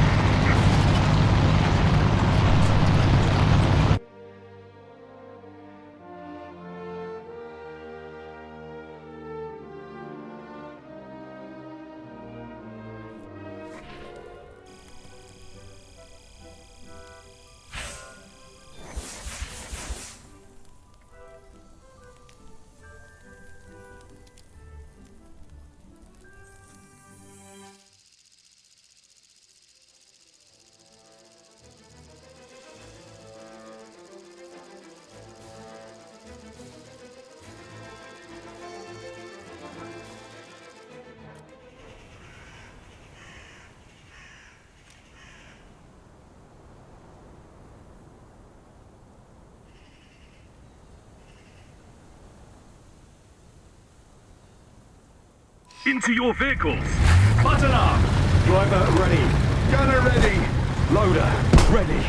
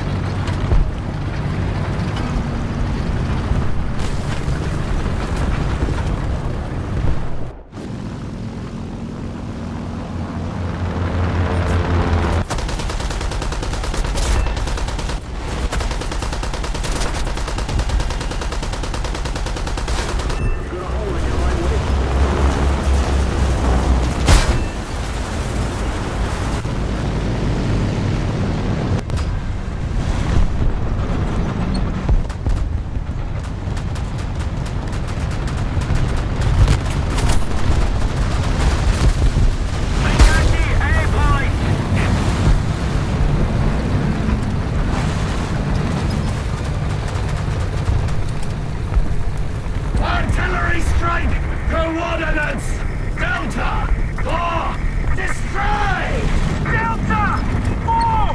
Acknowledged! Open fire! Allied forces have captured a zone.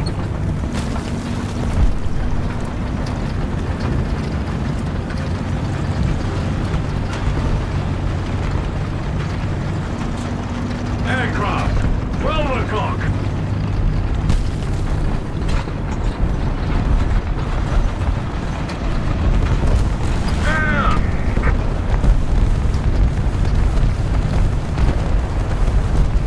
Defend the A point. Tank! 1 o'clock! Range! 450! Aircraft! 12 o'clock! Range! 1100! Panther! 1 o'clock! Range! 400! Tiger! 11 o'clock! Point blank! Target destroyed. Artillery barrage in your sector! Artillery strike in your sector! Armor piercing. Loaded. Panther! 12 o'clock! Point blank! They hit us. Murder unconscious.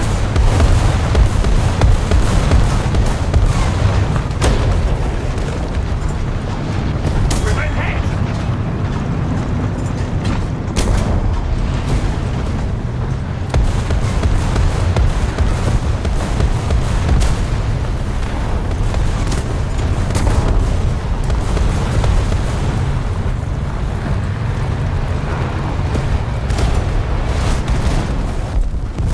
We've been hit!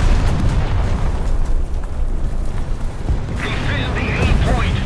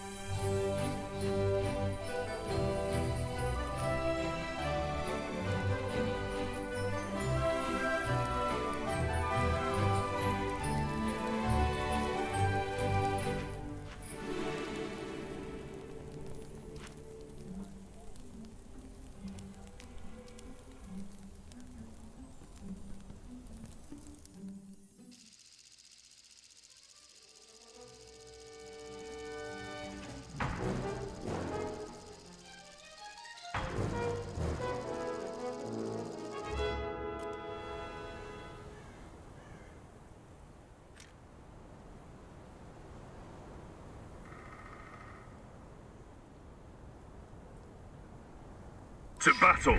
Ready up! Driver ready. Gunner ready! Loader ready.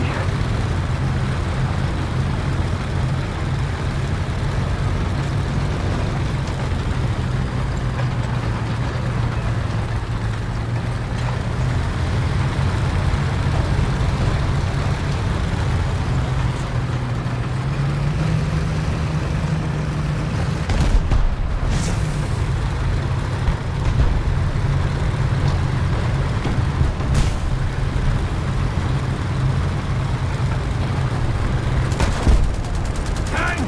11 o'clock! Range! 700! Tank! 11 o'clock! Range! 550! Tank! 11 o'clock! Range! 450! Artillery barrage on its way! Tiger! 12 o'clock! Range! 500! No! No! We've been hit! Tank! 12 o'clock! Range! 650! Tiger! 1 o'clock! Range! 500! Artillery barrage on its way! Tiger! 1 o'clock! Range! 500! Tank! 12 o'clock! Range! 650!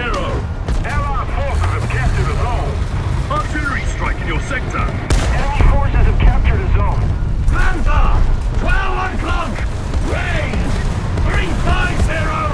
Target hit! Tank! 12 o'clock! Range! 650! Armor piercing. Panther! longer have the advantage.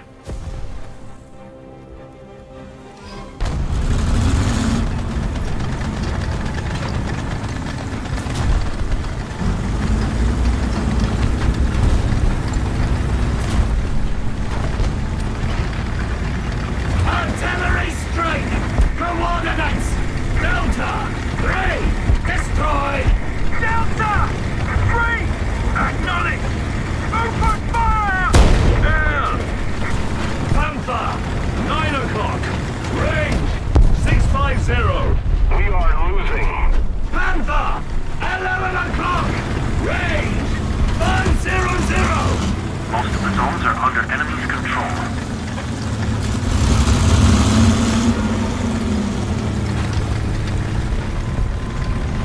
Target ahead!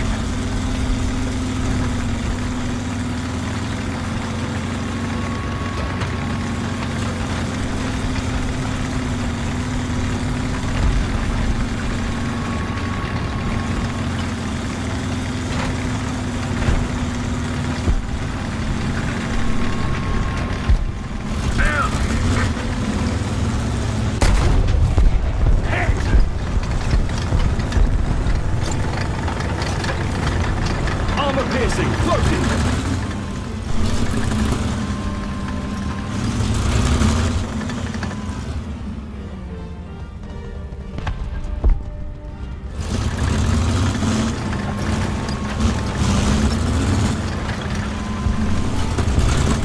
Aviation on the way.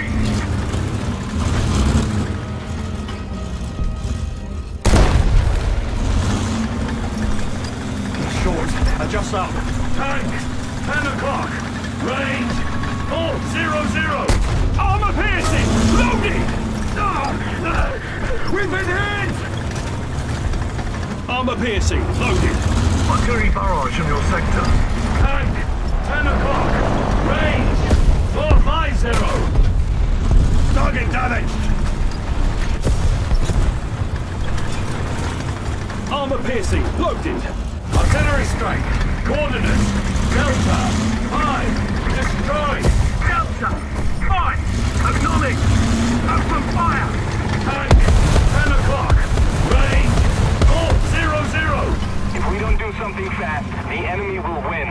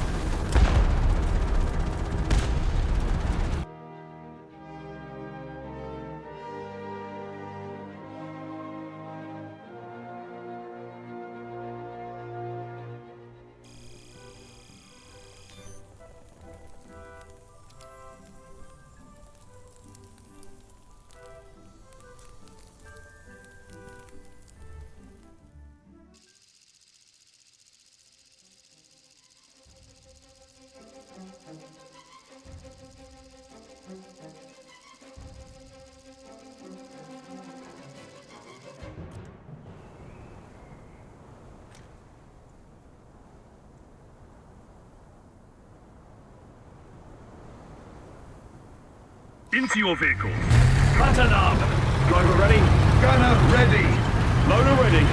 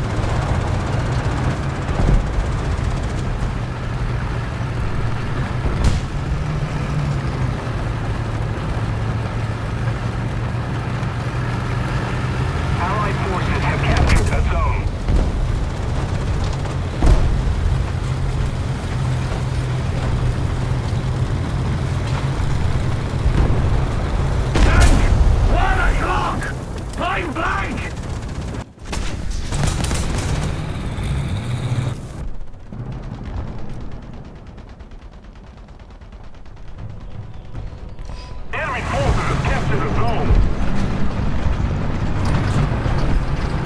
Artillery strike! Coordinates! Echo! 6! Destroy! Echo! 6! Acknowledge! Open fire! Tank! 1 o'clock! Range! 600!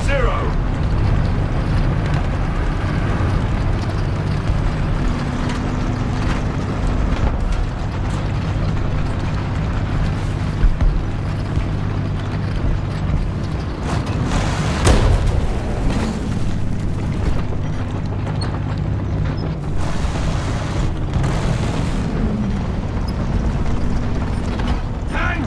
2 o'clock! Yeah! We are losing. The enemy has most of the strategic zones. Look out! Air! Tank! 11 o'clock! Point blank! Attention to the map!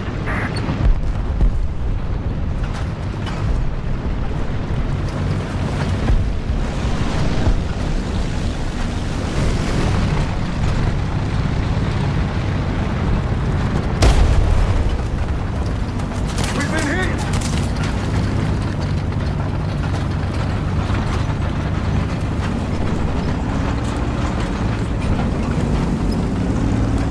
Thank you very much! Target damaged! Attention to the designated grid square! Aviation is on the way! Shot deployed!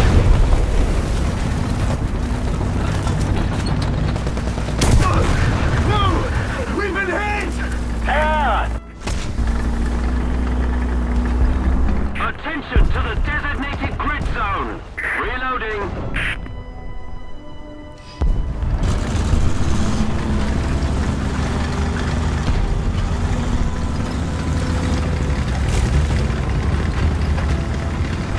Artillery strike! Coordinates! Delta! 4! Destroy! Delta! 4! Acknowledge! Open fire! Attention to the map.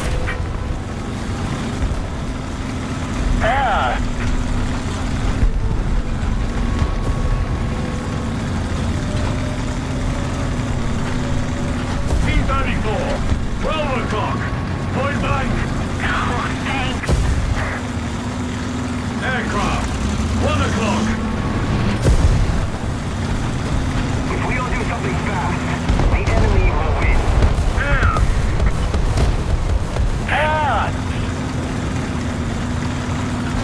Tank! 12 o'clock! Yeah! No, we came short. I jumped up.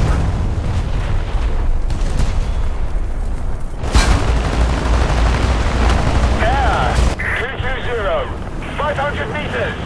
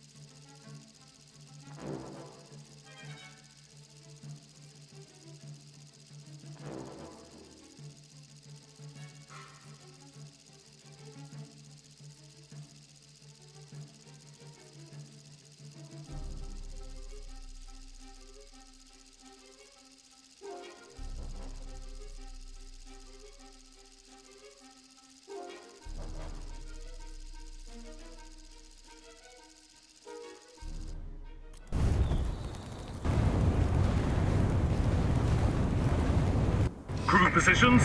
Button up! Driver ready? Gunner ready! Loader ready!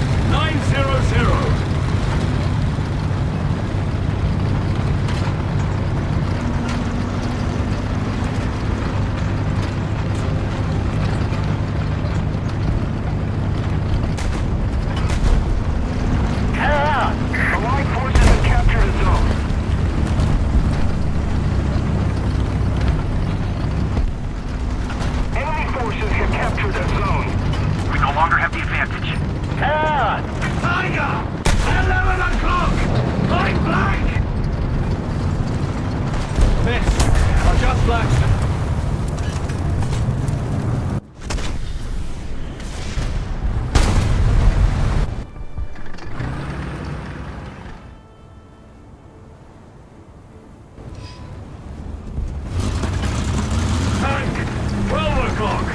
Range 950.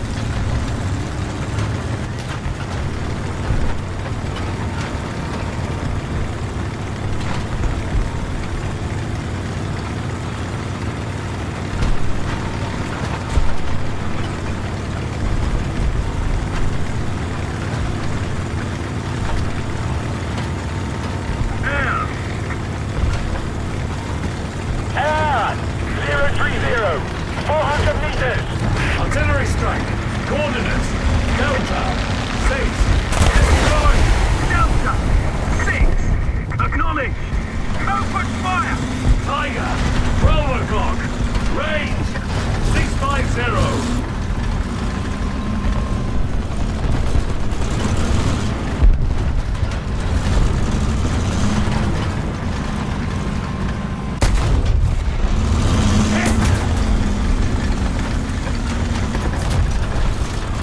Armor piercing loaded. T-34. 12 o'clock. Range 9.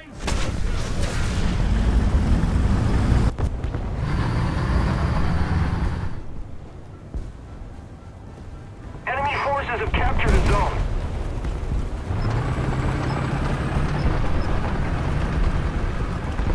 Allied forces have captured a zone.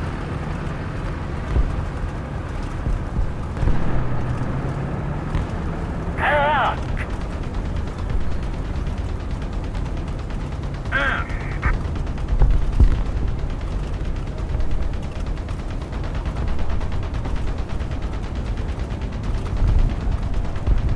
Aircraft. 12 o'clock. Range 850. Air!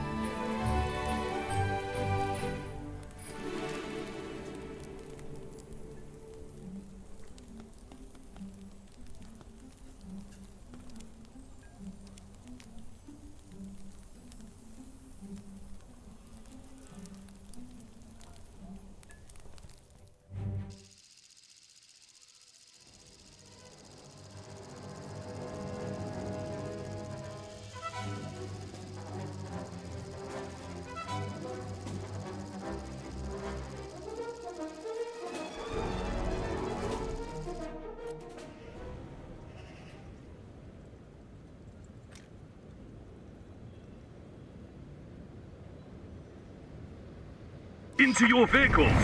Button up! Driver ready. Gunner ready. Loader ready.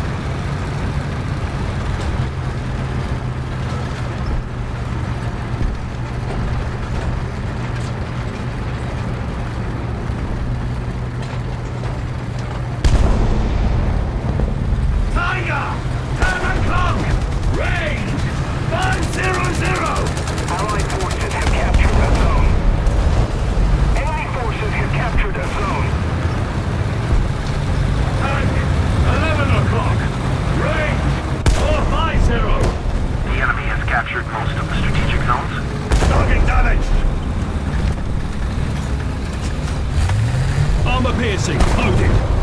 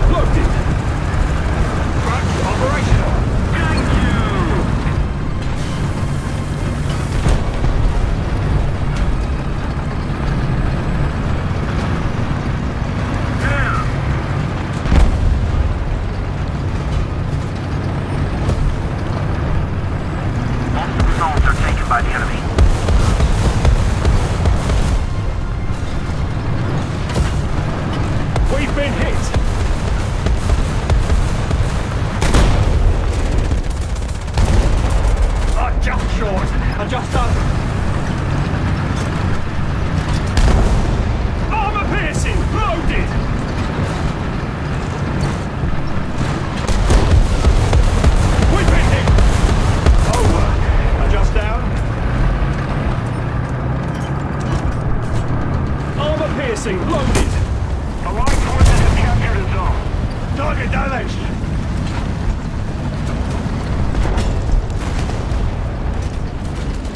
Armor piercing! Loaded! Tank! 12 o'clock! Point blank!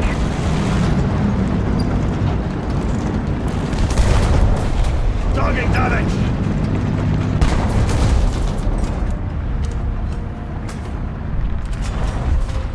Armor piercing! Loaded!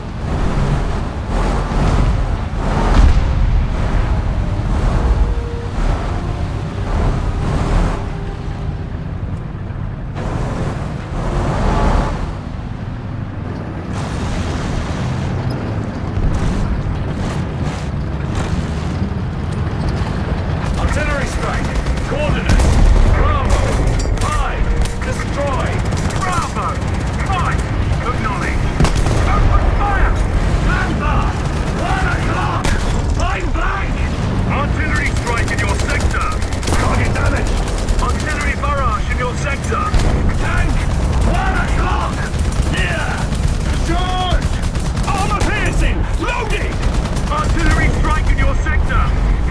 We've been hit! Target destroyed!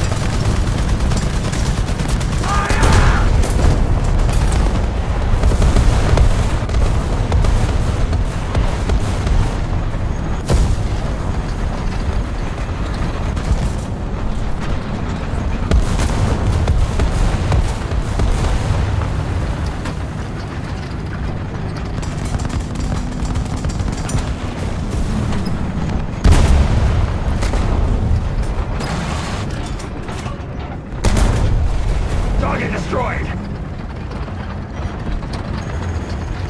Attention to the map. We're ahead of the enemy.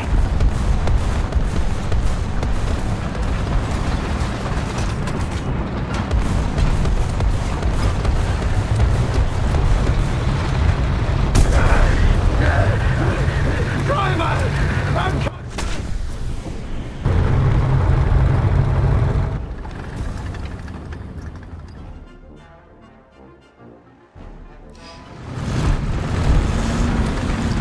Artillery strike! Coordinates! Delta 3! Destroy! Delta! 3! Acknowledge! Open fire! Need air support! Aviation is on the way!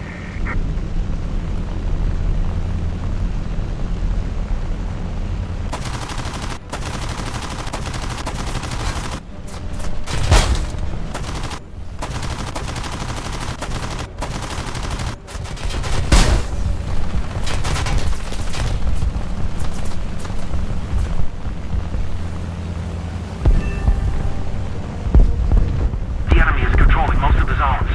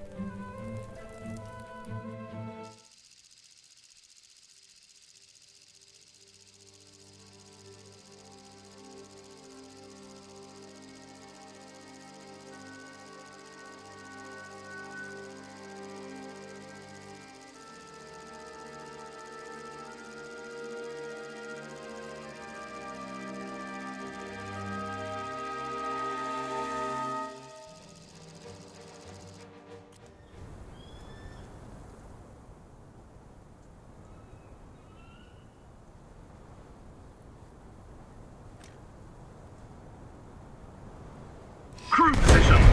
Ready up! Driver ready. Gunner ready. Loader ready.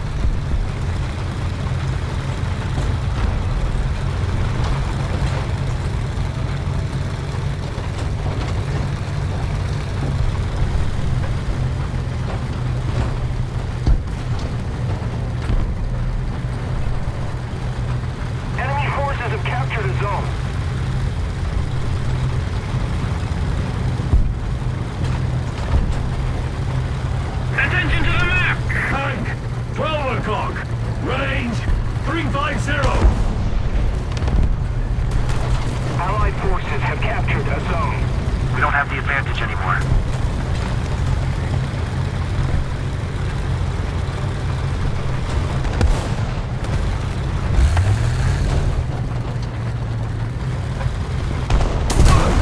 No! We've been hit! Most of the zones are under control.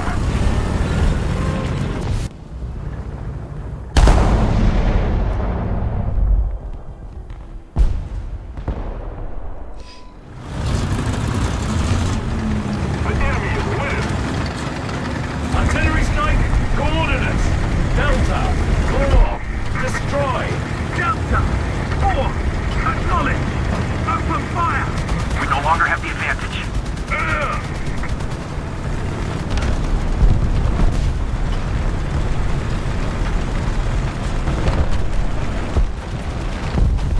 Panther! 1 o'clock! Near!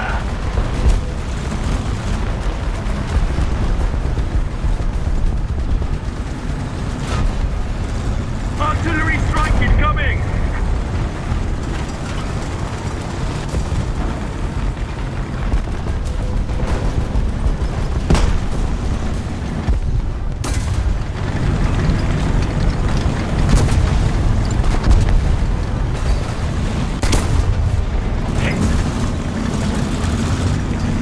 Allied forces have captured the zone.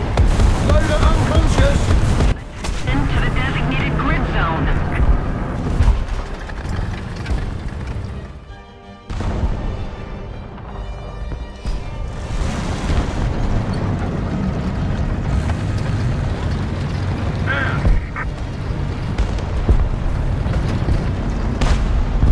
Tank!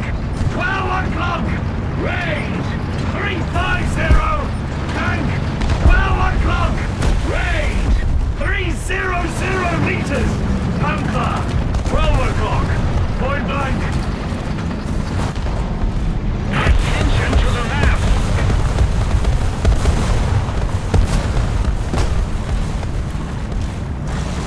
Aviation on the way. Attention to the designated grid zone. The enemy is winning. We must counterattack. Air, Artillery strike! Coordinates! Echo! 3! Destroy! Echo, 3, acknowledge. Open fire. Tank! 12 o'clock! Range! 350! Most of the zones are taken by the enemy. We've been hit! Target destroyed! Artillery strike! Coordinates! Echo! 3! Destroy! Echo, 3, acknowledge. Open fire. Armor piercing loaded! We're good to go! Artillery barrage on its way. Artillery strike in your sector. Target destroyed!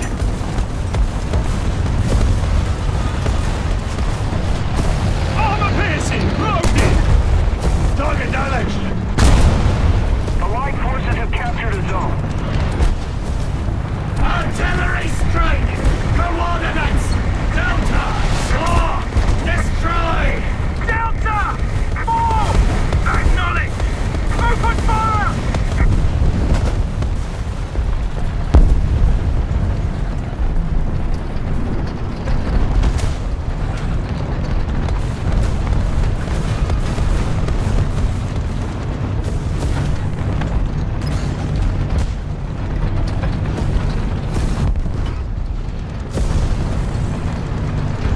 The enemy is controlling most of the zones. Attention to the designated grid square. Tiger! 1 o'clock! Point blank! Armor piercing! Loading! Attention to the map. We've been hit! Air, Panther! 11 o'clock! Near! Target damaged! artillery strike in your sector. Armor piercing loaded! Armor piercing loaded! The tracks are replaced. Allied forces have captured a zone. MG ready.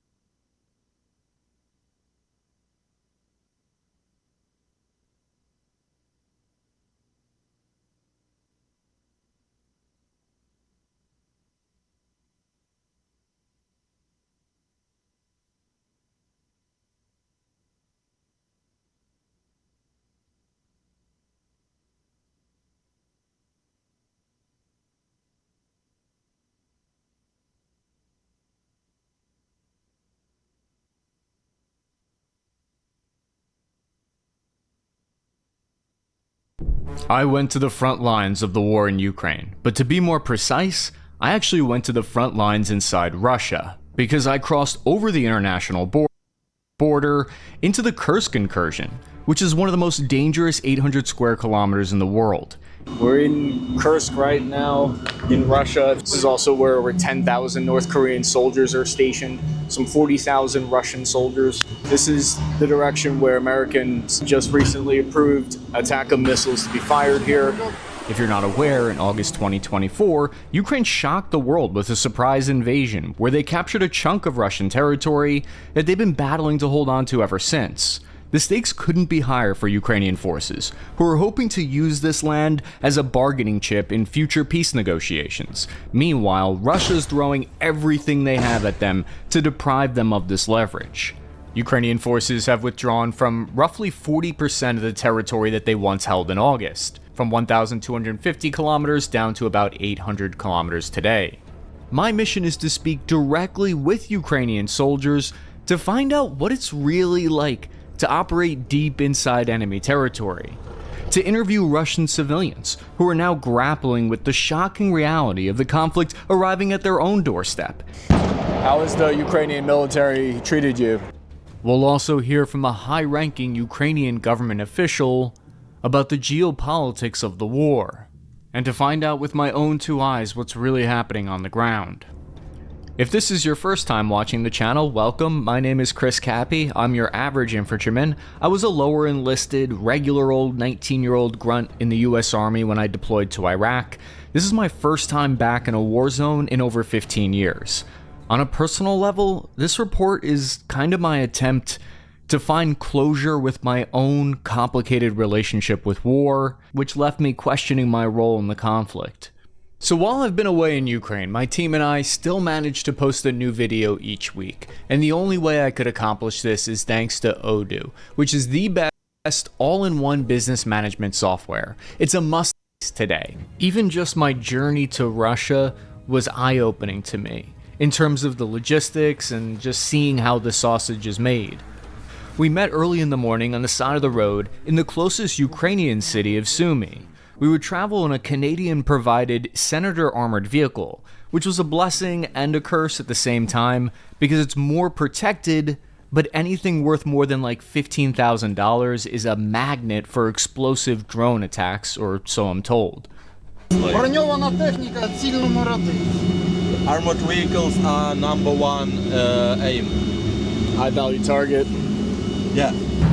So the most dangerous part of the route between the border control point and the Sucha, because the road is under enemy's gun control and FPV range. The operation that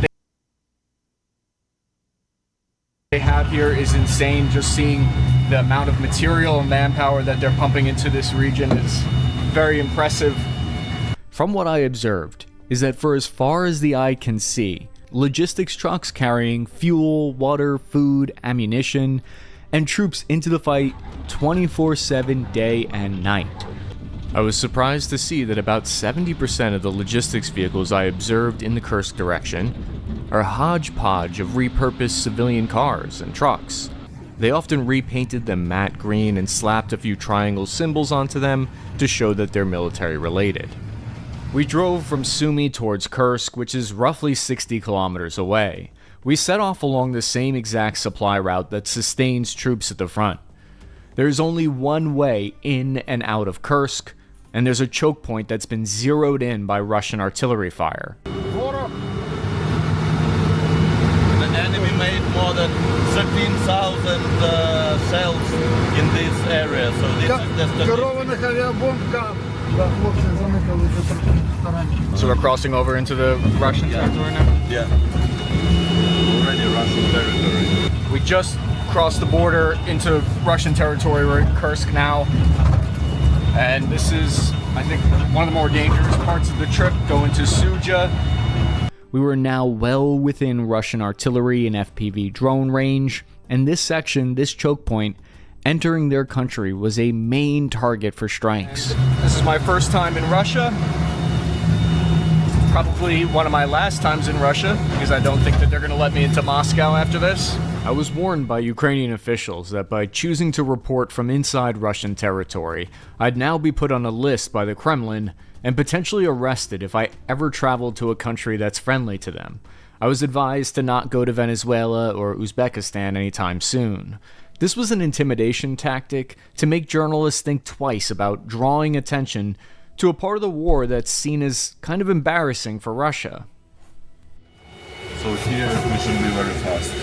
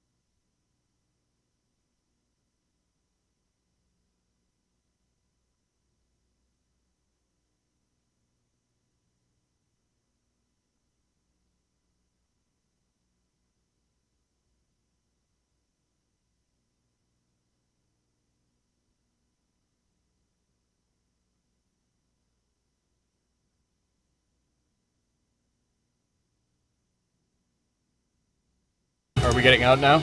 Yeah. Let's open one. Okay.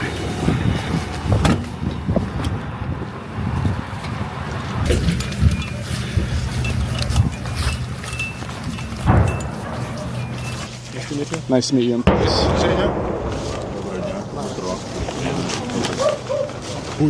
The artillery fire is very close. Their position's got to be within 50 meters of here.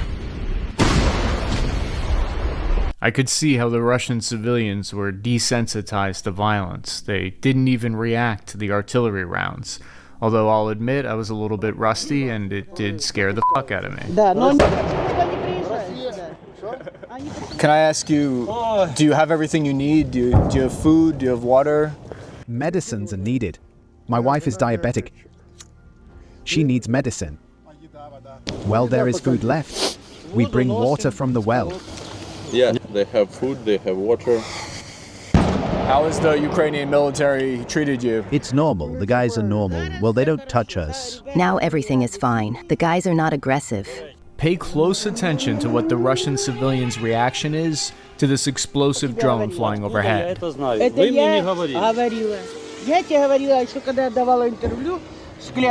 friendly or enemy? Let's hope so. They're not even fazed by it.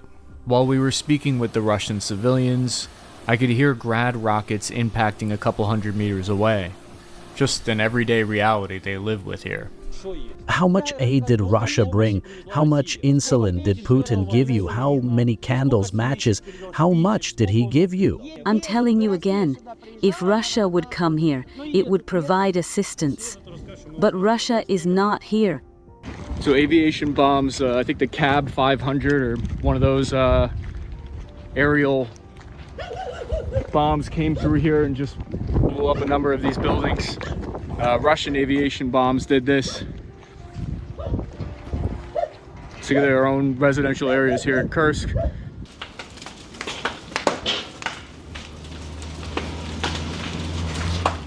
The night before, a Russian jet had dropped several Fab 250 bombs here, devices with an explosive weight of 100 kilograms, capable of leveling light fortifications within a 120-meter radius. Standing amidst the devastation, I could see the grim accuracy of those numbers. Buildings are still on fire from last night. After the bombs hit, one of them landed right in the middle of the street. This area you can't really even go through here. Russian Cab 500, Fab, 3 of them. I gathered that the point the Ukrainian officials were trying to make was pretty clear. Russia indiscriminately bombs and destroys their own towns. However, I'd been on other parts of the front line and seen Ukrainian artillery and drones destroy their own homes, Ukrainian homes, in territory occupied by Russia, so that point didn't really resonate with me. Фактично кожного дня, але залежить від погоди. These bombs can be dropped from 80 kilometers away, almost outside air defense range, and then drones can do instant battle damage assessment. When I deployed to Iraq, I never once had to worry about an enemy plane dropping bombs on me. I understood just for a second what it must have been like to fight against me in Iraq. We were in Suja, about a mile and a half from the closest Russian infantry positions. We were surrounded on all three sides. Everywhere you looked out in the distance was Russian positions.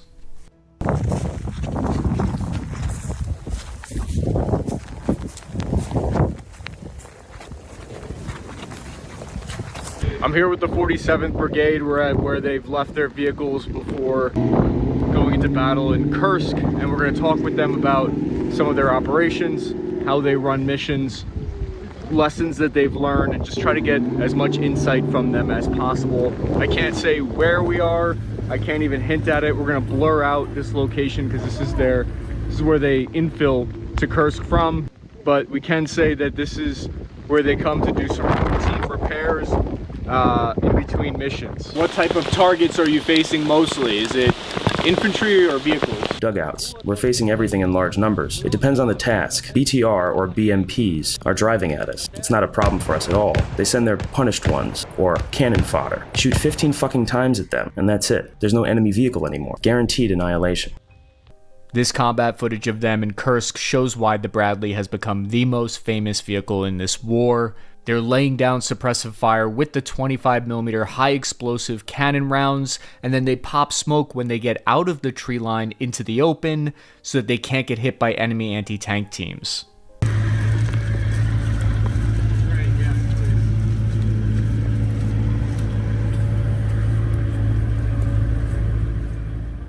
Do they use hunter-killer tactics where one is searching for targets and the other is hitting them? We don't have that. We just have an option when we can work in pairs of 2 vehicles in tandem, or 3 vehicles. For example, we've worked in pairs with the tanks. It's just that whoever goes first, in any case, if he notices where shots are coming from, well, the one behind already starts shooting. The commander, Alexei, told me that one of the most important aspects is teamwork, and that him and his gunner, Valerie, can almost read each other's minds. They have that level of unity.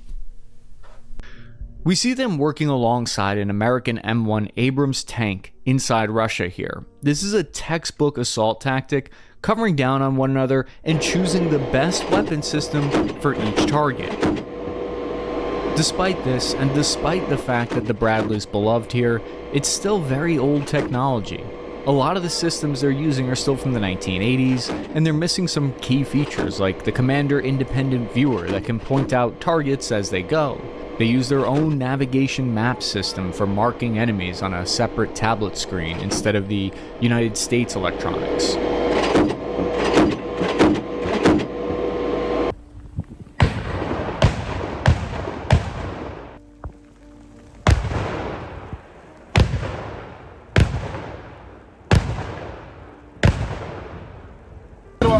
Watch your foot while walking, and the asphalt is your best friend.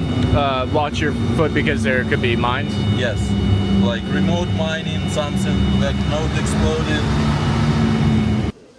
Do they think that the war is going well for Russia? Do they know that they've lost thousands of tanks?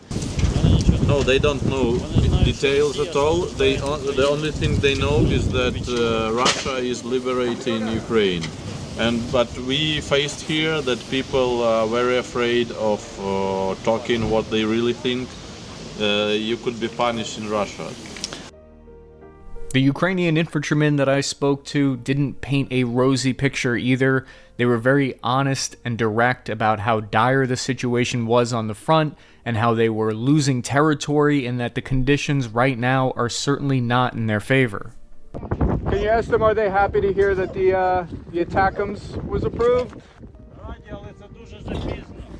We are happy about their slaves, but we appreciate at least that we have these. The news everyone was talking about that morning was the approval of American and British long-range missile systems like the ATACMS and Storm Shadow, with ranges of around 300 kilometers. I felt like I was now walking into the hornet's nest that was about to be kicked.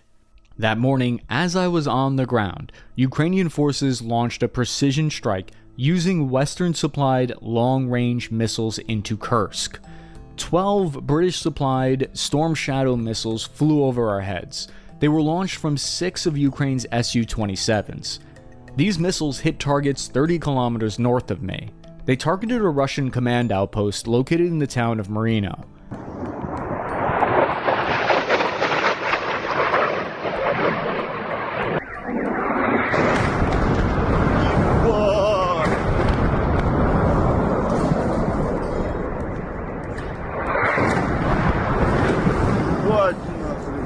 The strikes injured a North Korean general, killed 18 Russian soldiers, and wounded another 30. The Ukrainian military claimed that these strikes killed 500 North Koreans, but I have not seen this claim independently verified. How do they feel about the North Koreans over here?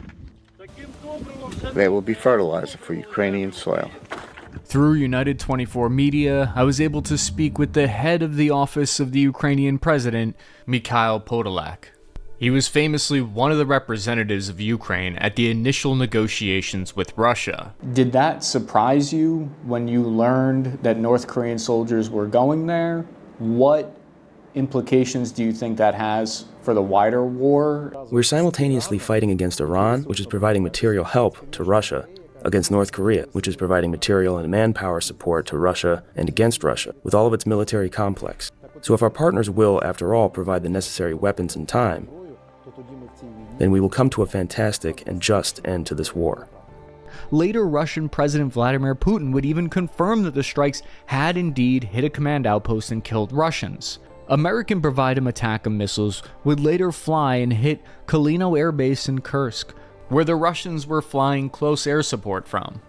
Tatarigami did a great analysis of this on X, of these strikes and how ATACMS may not have hit many Russian aircraft because they'd already been moved away in the days and months prior, and new concrete construction was built here to protect them. Putin stated these missile strikes in Kursk were an escalation from the West that amounted to NATO directly entering the war. Meanwhile, the US government stated that this was in response to Russia's escalation of deploying North Korean troops. But there are a lot of people who are fearful that that would escalate the war and bring it to potentially a nuclear war. I'll explain to you the nature of Russian Mir, the Russian Federation. They always take the first step and then wait for your reaction. If you react the way democratic countries have, unfortunately, reacted, they raise the stakes. They raise them higher. Why? They're not ready to take it to the final level. They're not ready to use nuclear weapons.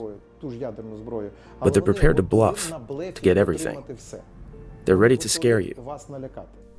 On the ground in Kursk, all the political arguments and the decisions made by leadership couldn't be further from anyone's mind. So we will work fastly because we have been detected somehow that we are here. It's terrifying because their word that we got from the press officer is that they know where we are now. They're tracking us. Standing in the ruins, I was struck by an uncomfortable realization. I felt that I belonged here, witnessing something bigger than myself. I could feel now that I was on the frontier, the meeting point of two systems colliding. On the one side, in the east, Putin's authoritarian rule. On the other side, in the west, a society fighting for values that couldn't be more different. And from where I stood, it seemed that this fundamental difference could unfortunately only be resolved through violence. How do they deal, if they ever get afraid, how do they deal with that fear? Every time I go out, it's scary. We do nothing to deal with it. We just go ahead. I crossed myself, prayed, and I go. I can't do anything about it, but when we return, I'm very happy. Before I went to battle duty, it was scary. Now it's not. Now I understand what adrenaline is. I understand what I'm fighting for. I'm fighting for my homeland, for my family, so it's not scary anymore. How soldiers handle fear is something that has always interested me, I guess because sometimes I have trouble myself dealing with being afraid. When I was 19 years old, it didn't occur to me the danger that I was in, but now at 35, I was all too aware of what I could lose. My wife back home who was worried about me, but I felt like having this opportunity to tell people what is really happening in Ukraine, maybe it was a chance for me to do some good in ways that I wasn't able to when I was in uniform. So I'm curious. I'm curious how other people handle fear. One common theme that I've noticed in all of the answers is prayer, higher power, spirituality, whatever you want to call it. I mean, I found myself praying for the first time in years, if I'm being honest, and there is some truth to that saying. There are no atheists in foxholes. We're going and talking to different people, different homes, and we're dropping off things like insulin for people who have diabetes. Russia's saying that they're going through here, people destroying homes. They're claiming that they're not. That's part of the reason why they, I think, want an American journalist here, is because they want to get their side of the story out. The highlights from the Russian news, where Russian public person, state person said that here in the center of the Suja, this is the concentrational camp, detaining center, where people are being tortured, killed. Many of the guys I talked to, they said that they felt a need to enlist when their homeland was invaded by Russia. I think this powerful motivation partly explains why they've been able to hold back an adversary that outnumbers them sometimes 5-1. I expected to meet with a lot of poorly motivated and exhausted soldiers because they're now reaching the 1000th day of the war. But this was not what I saw. I saw disciplined, squared away soldiers. It's not like the Ukrainian military held their punches either. They didn't just show me parts of the front that are sunshine and rainbows and quiet. They brought me to the worst parts of the country where often they're losing. Their soldiers almost universally expressed to me that they were well aware of this reality, that they're losing ground, even that they're losing the war, and that the tactical picture for them isn't good. Despite this, almost all the regular average infantrymen that I spoke to expressed their desire to continue fighting. I can't imagine what it's like to be a soldier in an outnumbered force. One of the things that helps me deal with fear is just knowing the scale of how many people are there supporting you. They were resupplying an estimated 25,000 Ukrainian soldiers fighting into Kursk. For every combat soldier, you need to account for at least one more logistics soldier resupplying him. But I learned that logistics in this direction is complicated by a couple of factors you wouldn't realize unless you got on the ground. When I looked at the map online, it looks like a 1-hour straight easy shot to Kursk. But what the map doesn't reveal is how chewed up this road actually is. Once I got on the ground, I was surprised to see how tank treads, bombs, wear and tear had turned large sections of the road into giant potholes that slowed everything down to a crawl, and nearly doubles the amount of time it should take to get there. It adds to the cost of maintenance. Broken down cars with popped tires and destroyed suspension systems were a common sight. As we traveled, it struck me just how stretched these supply lines really are. Compared to other sections along the front that I'd seen already, Sumi's one of the furthest hubs from the point of contact. Keep in mind, much of the ammo also needs to take a 17-hour train ride from Poland to Kyiv, and then after that, another 4-hour truck drive to Sumy. All along this route, you hit checkpoints, and they get more and more frequent as you get further and further east. They were guarded by a number of troops who would check our identification. These are SBU officers who are experts in counter-espionage, looking for saboteurs from Russia here. They verified my press credentials, and they were also out there to stop deserters or different Ukrainians who are trying to avoid mobilization orders. Do you think that the information war is very important? So yeah, it's super important because here we make like the seeds of truth in the heads of these people. They will understand that Ukrainian boots, Ukrainian army here, just not to make Sumy city being shelled, and the people will really understand who started this war and how this war was started. Does he blame Putin? Does he blame Ukraine for what's happening here? I don't know who's blame. I'm not into politics. As much as we would all like to avoid it, the reality is sometimes politics has an impact on what happens on the battlefield. Russian and North Korean troops appear to be aiming to push Ukrainian forces out by the end of January. There are claims that this has to do with the new incoming administration in America. But I was curious to know what Ukrainians think of this development. Donald Trump just won the election in the United States. He is saying that he wants to end the war very quickly. How does Ukraine plan to navigate potential shifts in U.S. foreign policy? I look at everything a tad optimistically, because I believe that Mr. Trump is a man who has a rational approach to assessing one phenomenon or another. Moreover, he is a person that always takes the initiative. He wants to be number one, which is quite cool, because you can't just come up and say, look, there's a scenario for freezing the conflict. There's a scenario of conceding something to Russia, because these scenarios show that Putin is number one. I can't imagine that Trump's ready to be number two after Putin. That would be odd. Why? Because Putin, in comparison to Trump, is a tiny midget. That's a lot more 155 or whatever artillery shelling that they're sending out from tubed artillery over here. It's a lot more rounds than anywhere else on the front line that I've been in, and I've been all across the front line so far. So Kursk appears to be very much their main effort, I would say, based on what I've seen so far, because I've seen, without showing you the positions, I've seen Ukrainian infantry taking shelter in the houses around here. I believe we're only 2-3 kilometers from Russian positions. The guys trusted me enough to show me this secret location where they live, referred to as the safe house. This was not how I pictured Ukrainian soldiers living. I pictured them like in the trenches 24/7 for some reason. Once off duty here, the guys can relax, cook food, and clean their weapons. It's not the Ritz-Carlton, but they even have access to internet through Starlink. So they're a new team that they were teached by the previous team, and now they're already working at the front line, and they came to brigade like 2 months ago. They're doing 2 days shift, and they're going back here. I can't show you any of the exterior of this location, as you might have noticed.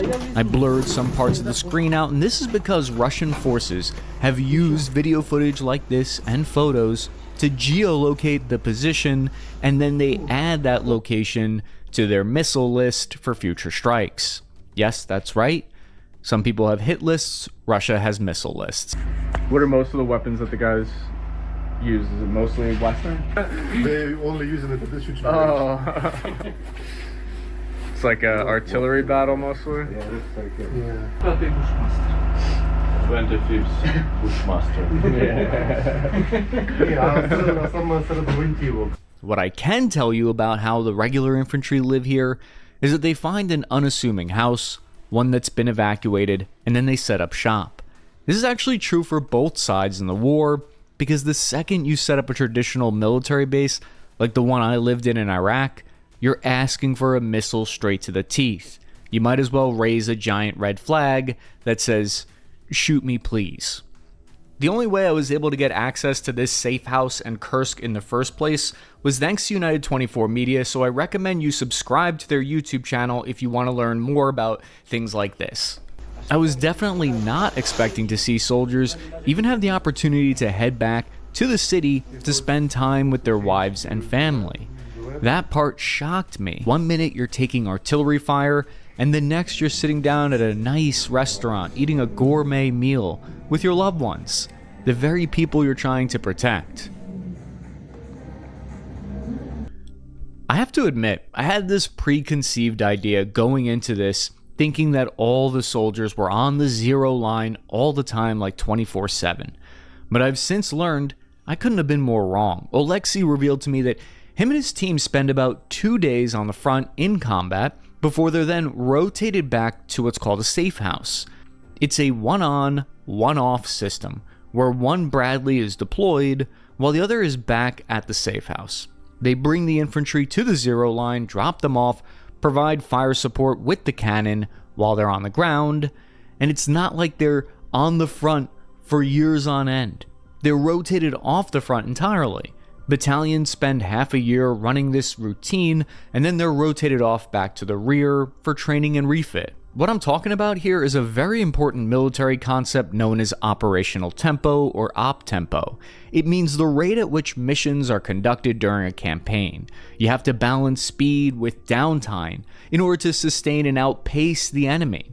These variables are weighed like a seesaw, and if they aren't balanced right, then the tide of the battle can go poorly if you choose to rotate your guys not frequently enough. So for example, if you want to have 1,000 soldiers defending a section of the front in Kursk, you need to account for having another 1,000 to rotate them with, and then another 2,000 all the way in the rear to rotate them with every 6 months, and then another 2,000 to run logistics for them.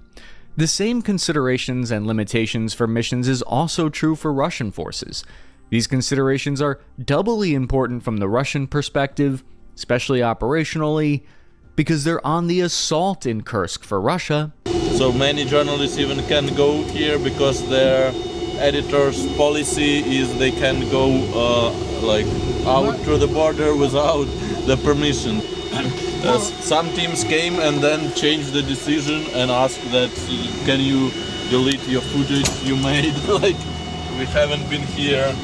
We had to move quickly. Russian forces were now aware there was an American journalist in Kursk. Now, usually the way Russia figures this out and tracks this is they have these things called Orlan drones. The way I understand it is they're high-flying surveillance drones that can be hooked up with routers that then ping and crawl and download all your cell phone data. So if you have an American SIM card in your phone, the Russians will see that, pinpoint your location, and send a missile there. Nick from Battles and Beers told me to download an app that would let me change to a Ukrainian's eSIM card, and to use a VPN to avoid detection by the Russians. All Ukrainian soldiers and myself also put our phones on airplane mode once we got within 20 kilometers of the front to avoid being tracked and identified. You don't want 5 cell phone pings in one building drawing attention to the Russian military. No system is perfect, of course, but why make it easier for them to kill you? The Russian people seemed like they were unafraid of anything. They seemed like they were comfortable speaking freely in front of the Ukrainian officers. Here the Russian civilian is arguing that they're not getting the supplies that they need, and the Ukrainian press officer is saying, "You're lying, I was just here yesterday and I gave you my own supplies." You're able to get them some supplies? Yeah, and he will show the video her family member. Дочка из России. Family members from Russia. Но последнее меня очень ужаснуло. На всех 3 видео ты плачешь и просишь. The commander went around and he got a bunch of the civilians that lived there and he put them in touch with their family members who are in other parts of Kursk, or they might be located in other parts of Russia and Moscow, for instance. So he got them on FaceTime with them because there's no other way for them to reach their family members. I gave this Russian gentleman an American cigarette. Money here has no good, so cigs were all they wanted. War zones have a way of stripping life down to its raw essentials. In this barter economy, cigs have become a universal type of currency. Do they operate as like a squad, as one squad, and they go to the positions and then they do they do fire support when they're at the positions, or do they operate more as like a taxi and they drop off the soldiers and then they leave? When the weather permitted during the initial days, we would actually use Striker to storm the enemy positions and do a suppressive fire, and during that time our ground troops could take up positions and cover and storm the enemy positions, and then the vehicles would leave. Also, we would bring troops to the positions, and we would bring ammunition and food. You could potentially use some more maneuverable vehicles, like a pickup truck, but shrapnel could do some damage to those. So we use strikers in those situations.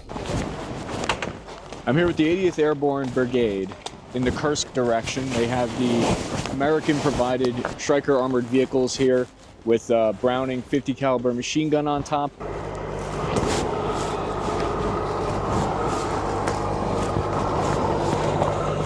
It's my first time back on a Stryker and since like 2015. Feels good to be back. They took off all the side armor, all the cage armor. They took off the explosive reactive armor because what would happen is they would hit into a tree and then that would explode.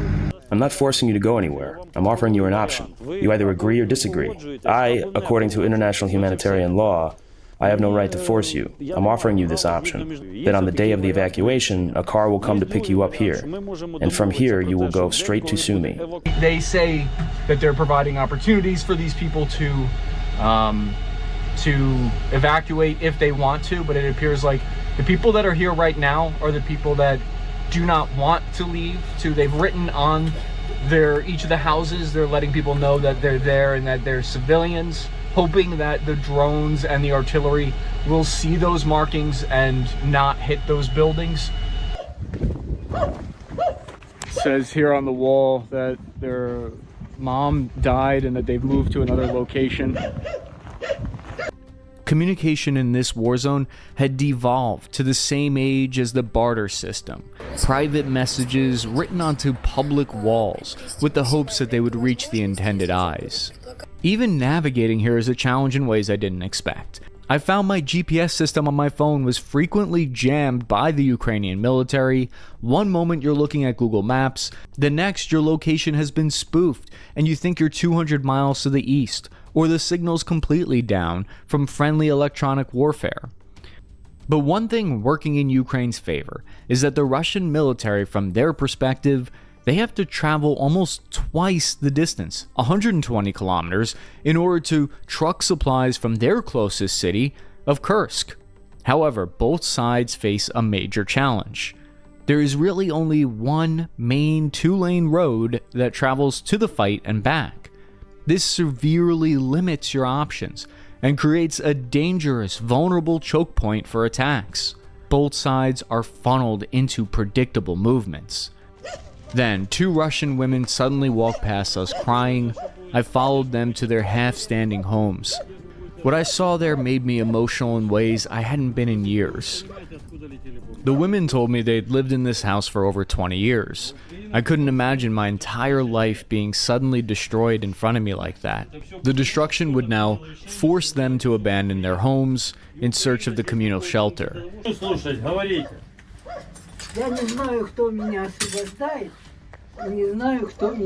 It was very difficult for me to watch this old Russian woman pick up the remaining pieces of her life off the floor.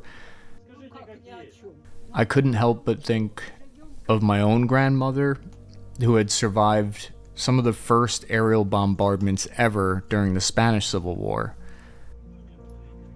9 decades later, and the only thing that seemed to have changed was our proficiency. This was the first house in Russia that I had been inside, and what instantly struck me was the level of poverty, the smell of trash, and of people who didn't have running water for ages. According to 2023 information, the average monthly Russian salary is just 71,000 rubles, or about $750. The number of Russians who say they can't afford basic necessities has jumped from 30% to 50% in the past 2 years. More Russian soldiers have died from the poorest regions of Russia than anywhere else, according to stats compiled by Mediazona. There's practically no standard of living in a lot of regions in Russia. There are no job opportunities, there's no income, families are poor, the people are poor, and so on.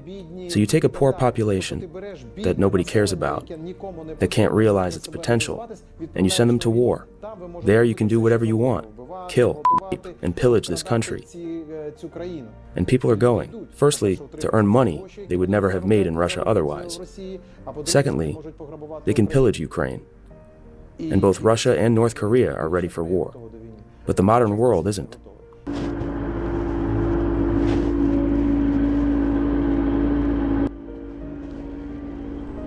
And when Ukrainian soldiers are hit with these Russian assaults, there's one threat that all armored crews that I spoke to were unanimous in agreement that was their main concern. What hit that? FPV drone. Currently the scariest thing is the FPV. They are attached on this fiber optic cable. REBs, REBs, also known as electronic warfare devices, do not jam fiber optic. There are a lot of REBs. We have 6 of them. Each one is on its own wave, on their own frequency. They do their job. You can see Russian FPV drones have struck many of the 47th Bradleys using cords that are tethered to it. These drones are typically armed with RPG munitions strapped to them for kamikaze runs, constantly circling above, always hunting them in a deadly game of cat and mouse. They reminded me of the improvised explosive devices I faced in Iraq, except now they'd evolved into a nightmare with wings. The gunner, Valerie, showed me a picture of a Russian 10-inch FPV explosive drone that landed on the vehicle near the driver's hatch, but luckily for them, didn't detonate.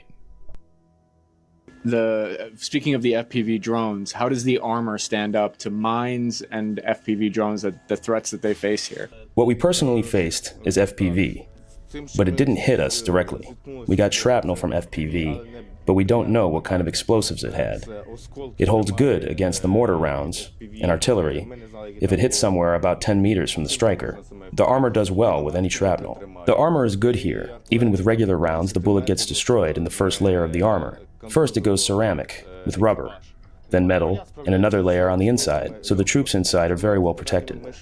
The worst problem we have is the drones. This gives us the worst headaches, the drones. Yes, we had an anti-tank guided missile hit us. We also get blown up by landmines, but it's mostly drones. You can see on the top of the Bradley turret here, those things with circle domes on them are what's called EW, or electronic warfare devices. These jam a wide range of frequencies when activated, but they told me the jammers have pros and cons. I learned that if you jam low enough frequencies, you start to cut off your own radio communications, or you can disrupt the accuracy of friendly bombing systems that rely on GPS. Actively jamming drones can also make your location easier to track by the enemy. The fiber optics they use now, we have no tool to counteract them. And often you leave the position, and there are already 12 of them, like a beehive under you. Drones make defending Kursk incredibly difficult, but the terrain in this direction is also a challenge to be considered. This is what the zero line in Kursk looks like: shallow trenches, positions of just a handful of soldiers. There are lakes everywhere. When you try to dig deep into the earth, you hit water quickly. The soil's not great for digging into in this forested region. Roots get in the way of attempts to build trenches without any mechanized equipment. What type of battles do you have in Kursk? How is Kursk different than some other places like Pokrovsk? It was easier in Pokrovsk. It was, at first, our territory, roughly speaking. That area was all ours, so that's why it's way easier. The fighting is harder here because it's their territory, and they don't spare any ammunition for us. They spare no resources. Well, here's much harder. Well, it's harder than it was there. Have you been using the tow launcher? What can you tell me about that? When it comes to the tow missiles, we always have to have one. Well, we don't use bunker busters here. There's no need for it. And in Donetsk, we had one anti-tank missile and one anti-bunker missile. The first thing that immediately stood out to me when I saw them was the insane amount of damage they'd survived. Entire pieces of armor had been ripped apart by direct hits. But this man, Oleksiy, has casually been shot too many times for him to even remember what hit him.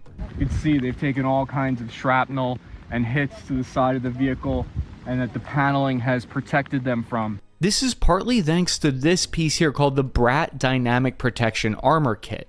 These are like add-on modular tiles that you see surrounding the vehicle. When they're damaged, you can swap them out. It basically explodes outwards as soon as it's hit by incoming.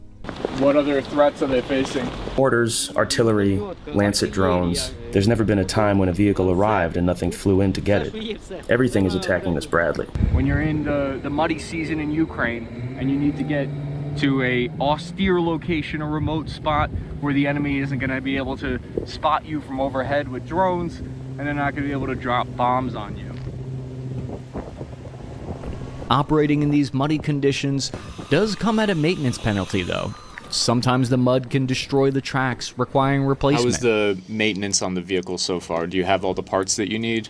We don't have those maintenance things. If the machine can't move, the vehicle is then evacuated. It is taken back to the repair battalion. If we sent it in the evening, and if it wasn't really badly damaged, then they returned it to us in the morning. The fast turnaround time is impressive, and an indication of how much of Ukraine's resources are being devoted to the Kursk operation.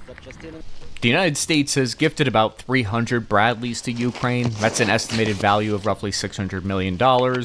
And the U.S. Army has about 3,700 Bradleys in reserves and in total.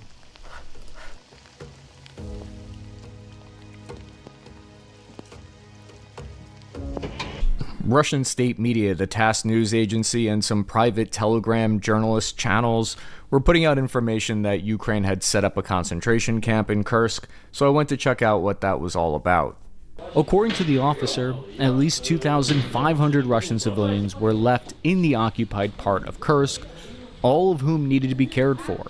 I learned here that the Russian civilians had no real accurate understanding of the war in Ukraine. They thought the Russian army had been invited into Ukraine in 2014, and that no Ukrainian cities had been experiencing heavy shelling or indiscriminate bombing. They had no idea that thousands of Russian tanks had already been destroyed. Ukrainian soldiers put up photographs of their destroyed towns, and they played videos and documentaries of their flattened cities, and many of the Russians believed that it was all fake. It reminded me of the propaganda that the United States believed about some of the justifications we heard for the war in Iraq. The Ukrainian soldiers are not touched these monuments to local soldiers who fall, but in the case of the Russian army on occupied territories, we have opposite situation.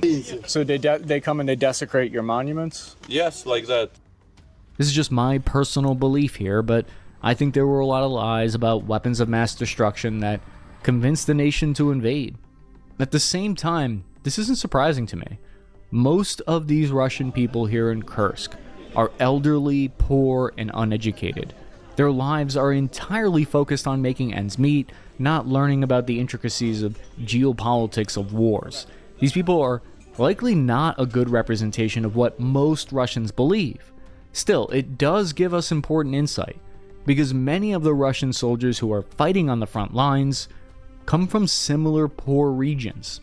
This is well documented in Mediazona's reports, as it often is the case that in war it's the downtrodden part of society who are asked to fight and sacrifice the most.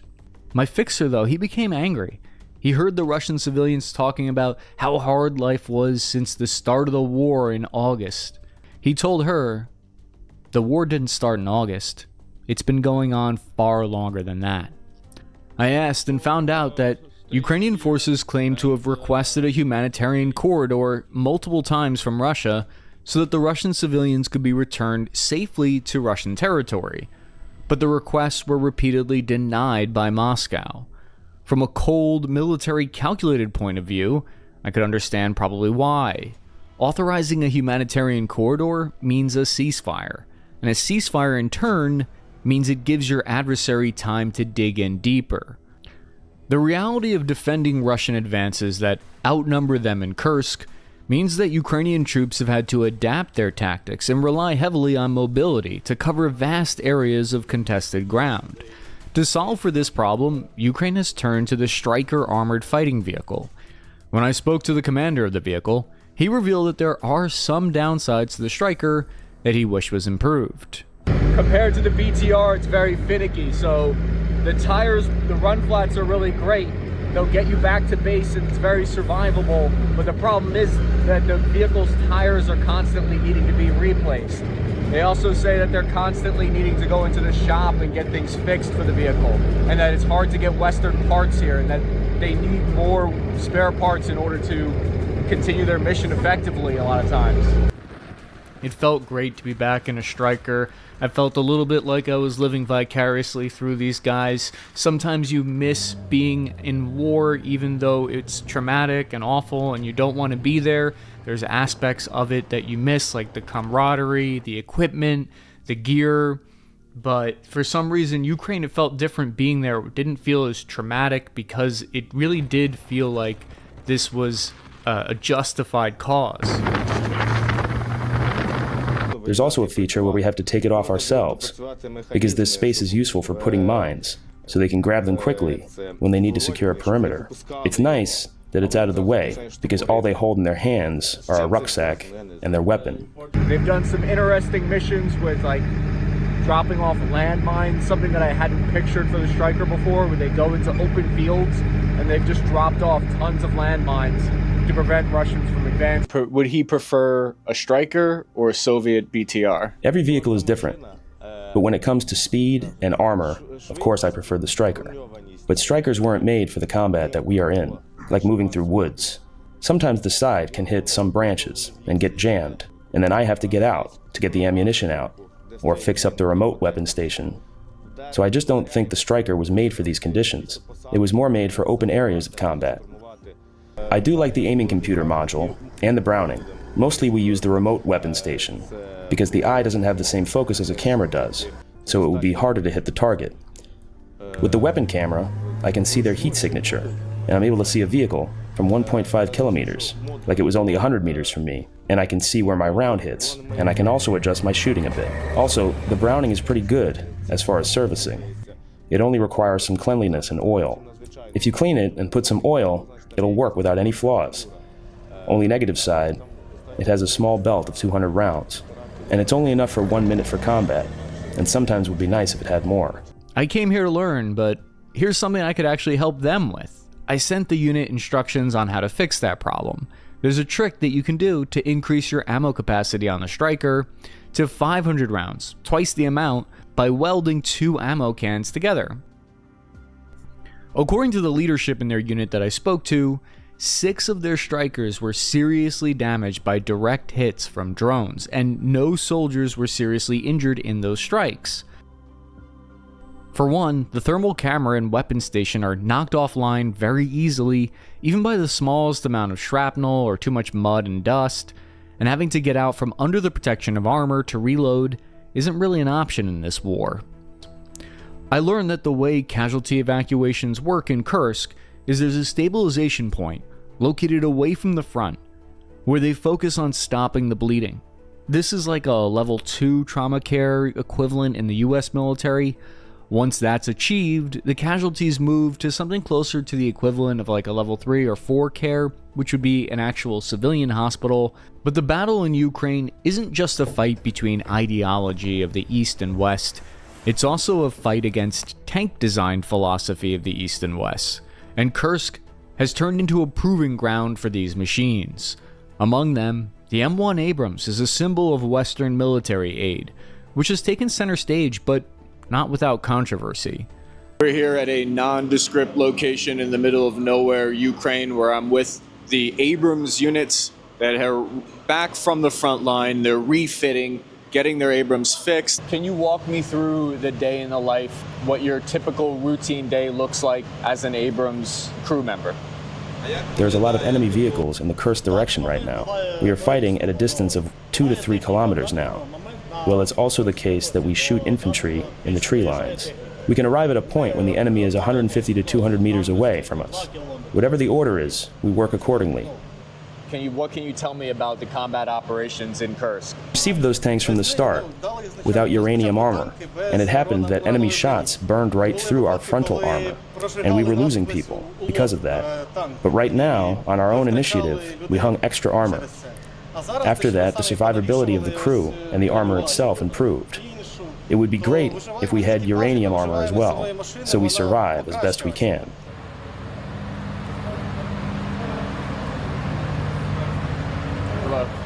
When talking to all the different armored crews across the front line, it sounds like vehicles need to be rotated away from combat every couple of weeks for refit and repairs, routine maintenance, regardless. The Abrams just have to go through this extra step of having filters replaced, and they don't have all the diagnostic equipment that they need. Inside Kursk, I loaded back into the vehicle. We prepared to make a final stop. The driver of our vehicle wasn't an ordinary driver. He was from Ukrainian intelligence. They're responsible for my safety, and they made the call that we needed to exfil and we needed to do it now. And they were acting on an abundance of caution to get me out of there. The next day, Putin ordered for the use of new weapons against Ukraine, retaliation for the ATACMS and Storm Shadow missiles. Initially, some analysts believed it was the first use of an ICBM, with multiple independently targeted re-entry vehicles that struck the city of Dnipro, where I had been staying only a few nights prior. It felt like this was one of the pivotal moments in the war, where the actions made over the next few months by these people I had met would chart the future of this region and potentially Europe.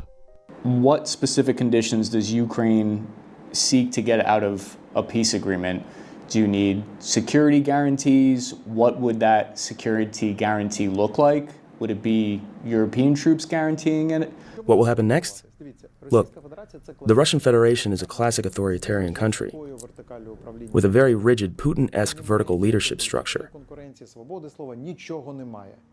There are no political rivals or free speech here. They're authoritarian, and they want to wage war. They have a demarcation line. They will continue to create an image of the United States as a key enemy. And this will be the start of Cold War 2.0, because an undefeated Russia will be joined by not only North Korea and Iran, but a lot of other countries with similar political systems. To bring this war to a just conclusion, to bring Russia to justice, to ensure that Russia will pay out reparations for decades to come, and to rebuild what has been destroyed. This country will no longer be dominant, at nothing, nowhere, and no longer. Other potentially aggressive countries will look at the fate of the Russian Federation. What conclusion will they come to? Be afraid of America? Be afraid of democracy? Never break international law? Why would we refuse the only viable scenario? Get back in. Yeah. Go out. They said go out because it will explode now. Да, прямо давайте ехать. Прямо.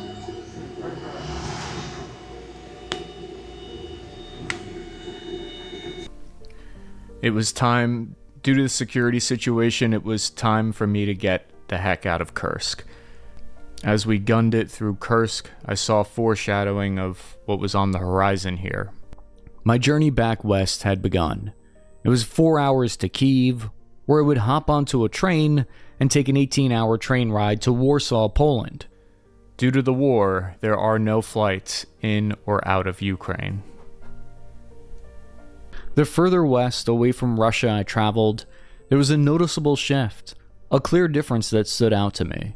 We increasingly passed enormous defensive fortifications. I saw large trenches, pillboxes, dragon's teeth, and razor wire. Ukrainian construction equipment was everywhere, and these defensive lines showed signs of being recently built within the past few months.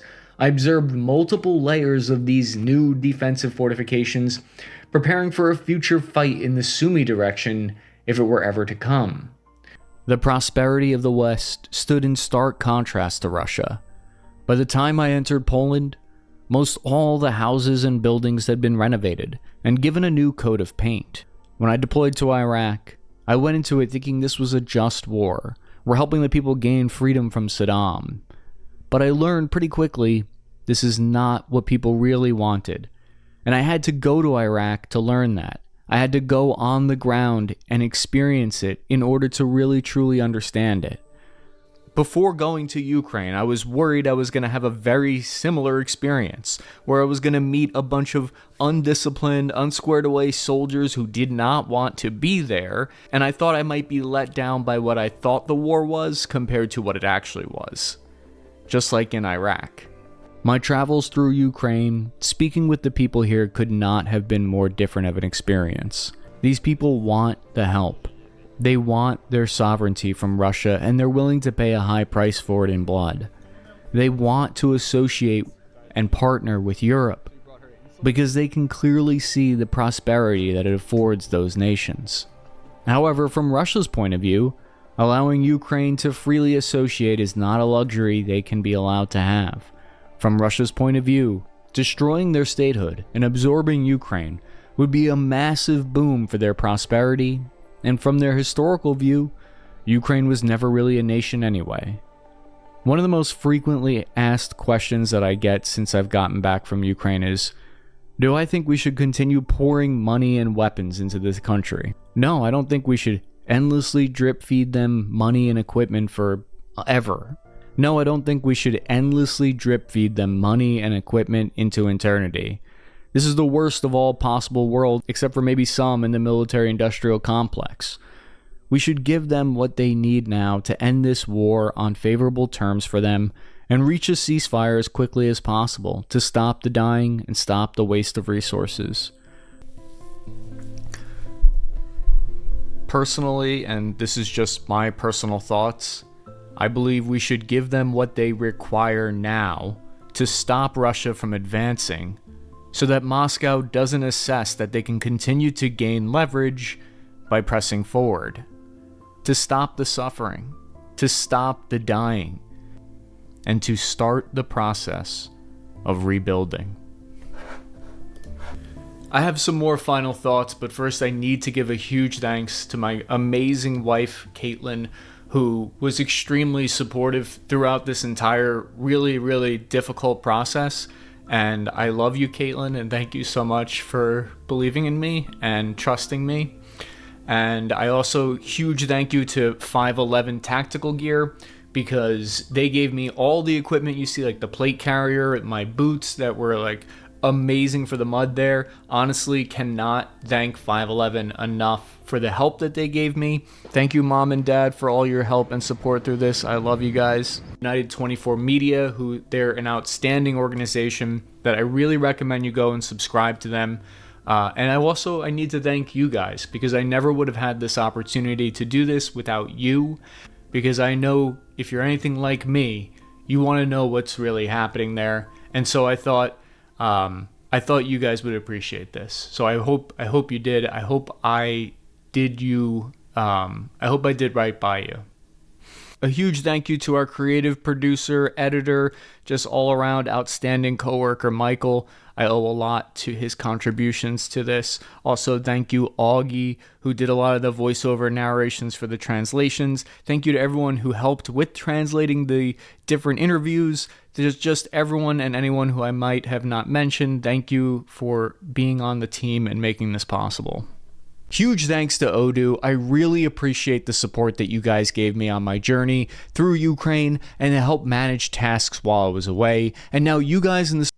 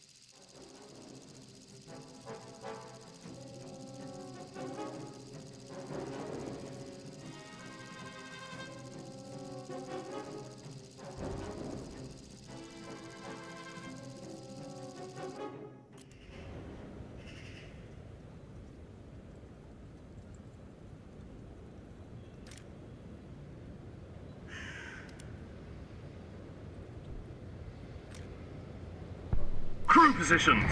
Ready up. Driver ready. Gunner ready. Loader ready. Attack that D-point.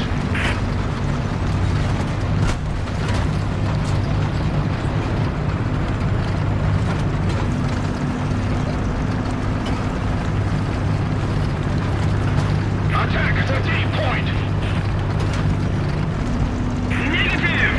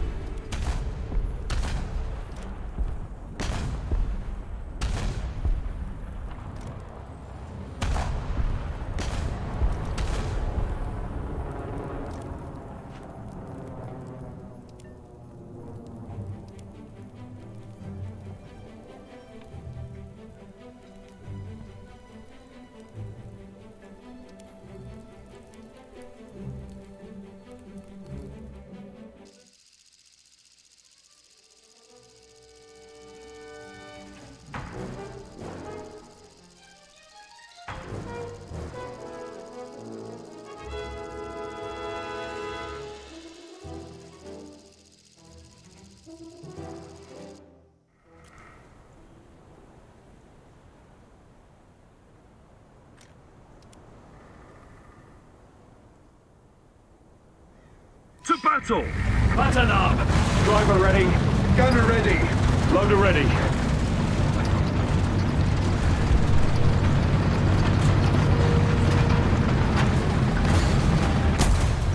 I'm sorry.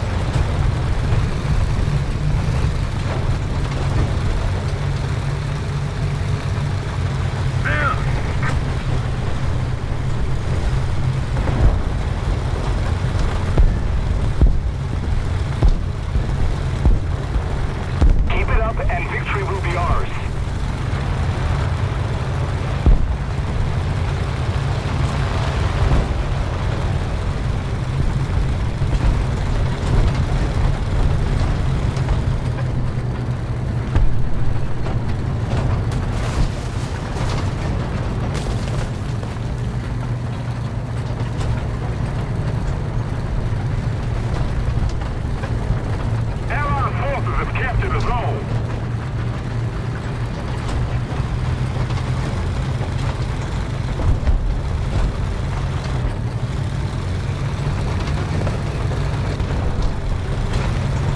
Tank!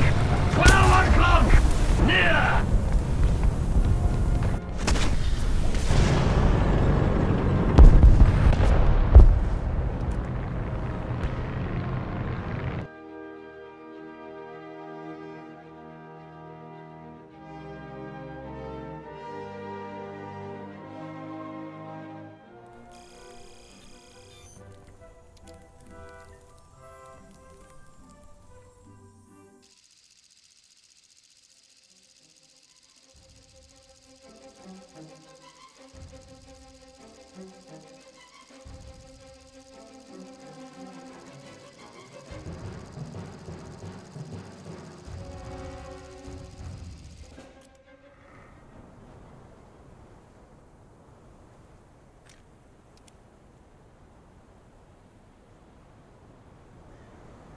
To battle.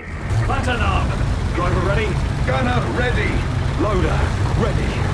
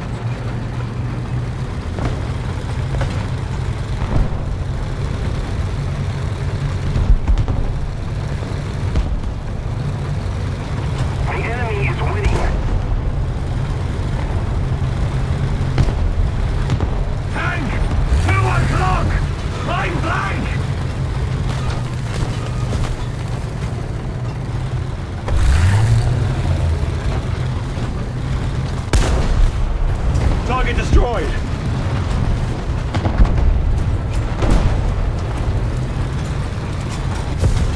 Armor piercing, loaded!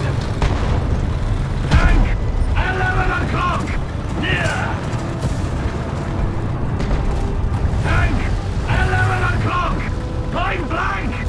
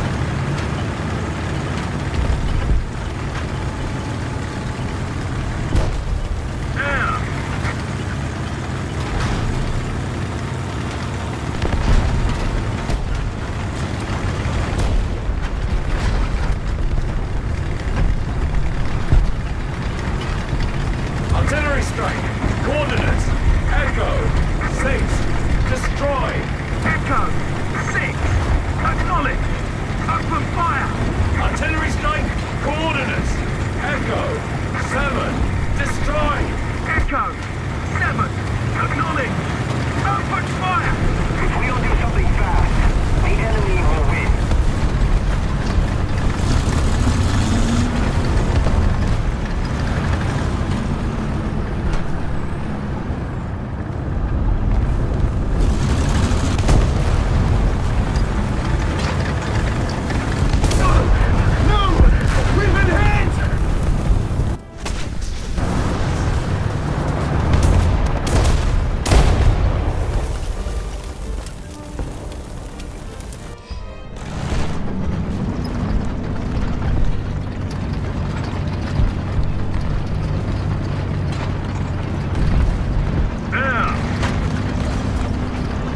Attention to the map!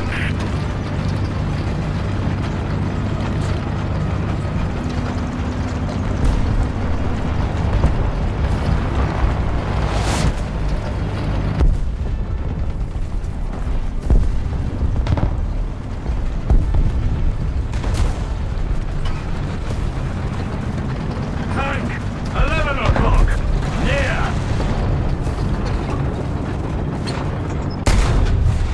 Target hit!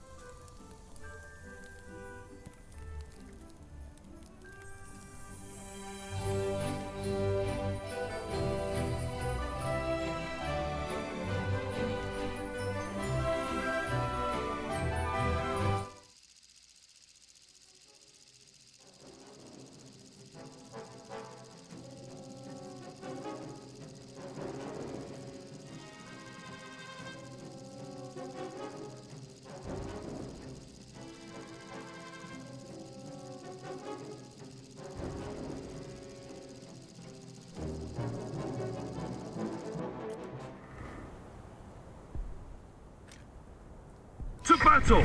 Button up! Driver ready. Gunner ready. Loader ready.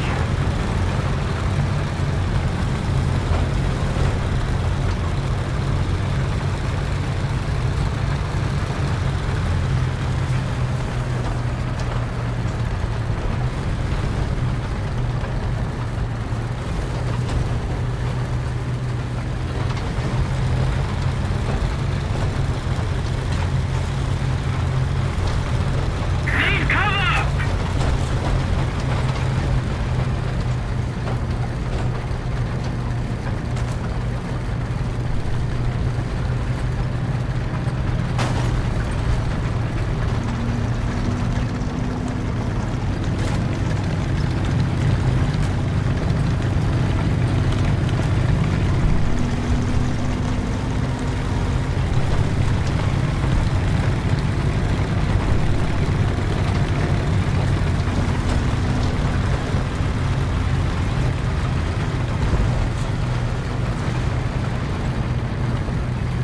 Enemy forces have captured a zone.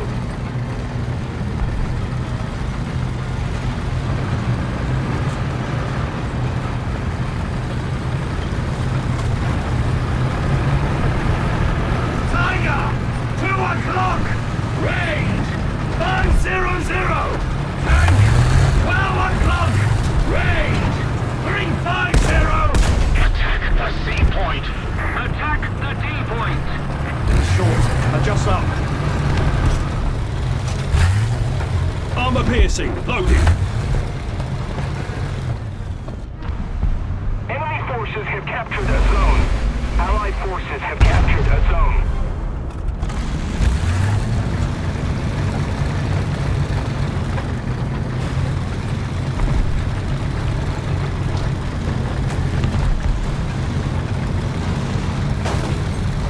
Tank! 1 o'clock! Range! 350! The enemy's getting closer to victory.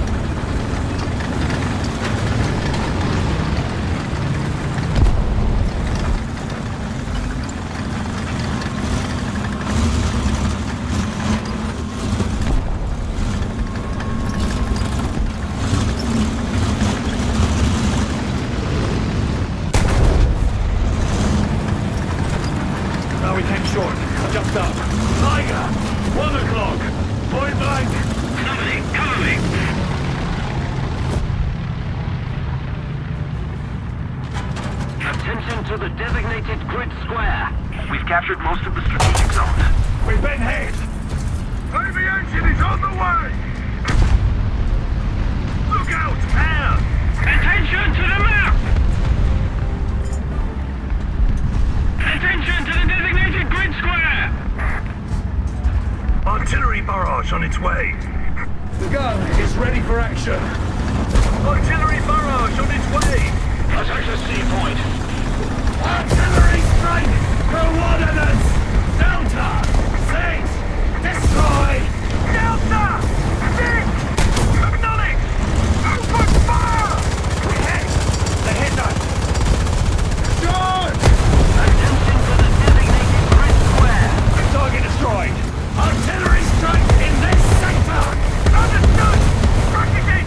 Open fire! They're unconscious. Enemy forces have captured a zone.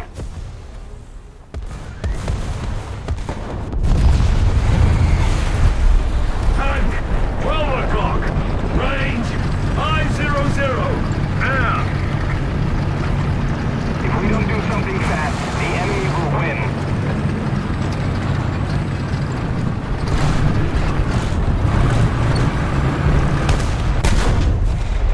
Target destroyed.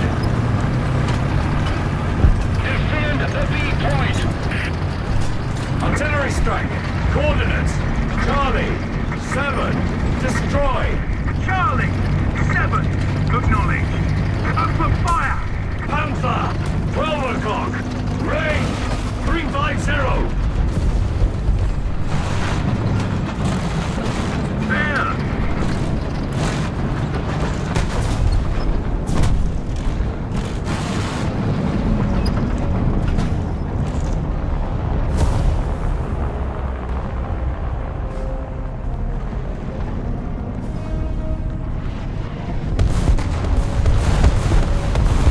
We've been hit! Target hit! Enemy forces have captured a zone. Fire! Target destroyed!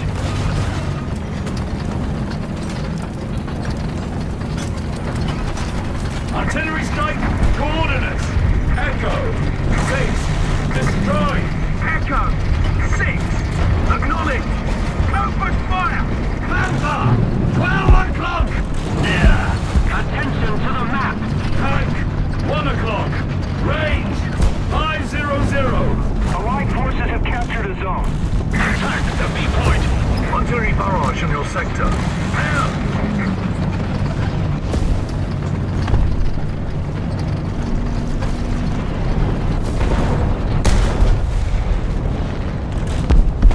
Over.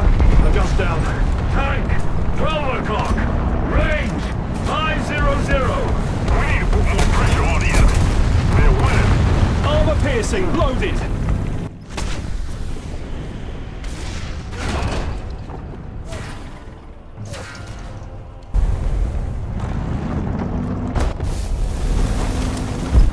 Attention to the designated grid zone.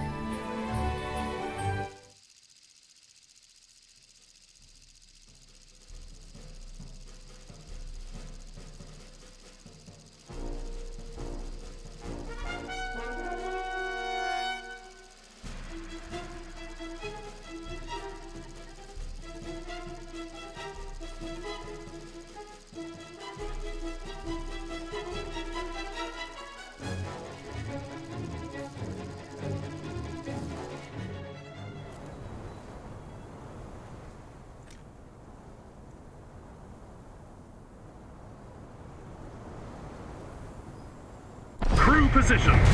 Ready up. Driver ready. Gunner ready. Loader ready.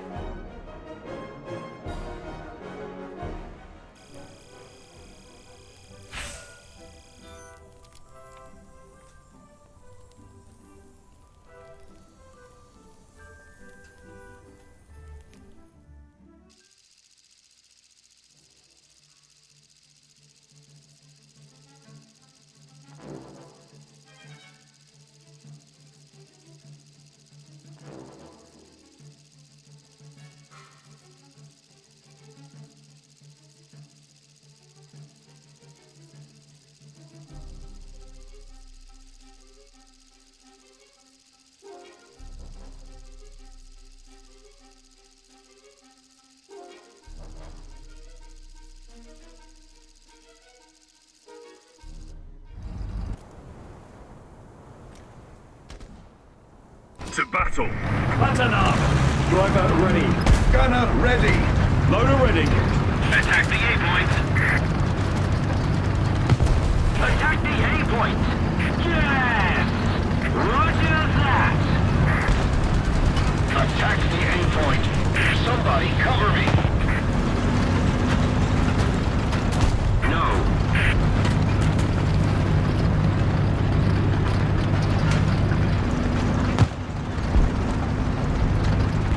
Guide on me. Tank, 12 o'clock. Range, 1,000. Tank, 11 o'clock. Range, 800.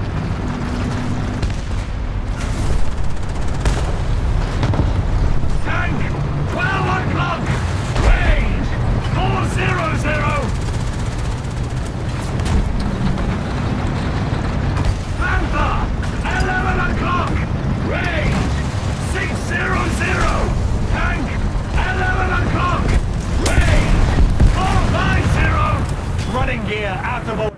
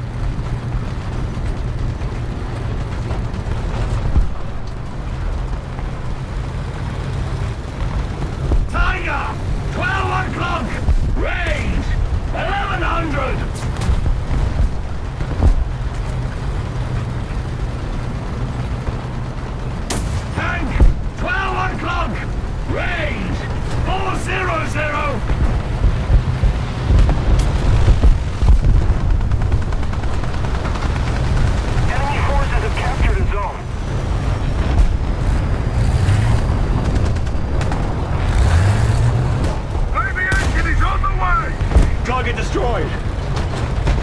Tiger! 1 o'clock! Range 800! Tank! 1 o'clock! Point blank! Attention to the designated grid square. Tiger! 1 o'clock!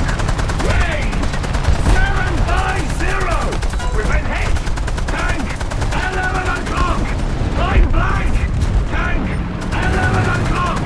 Range 450! Tank! 11 o'clock! Near!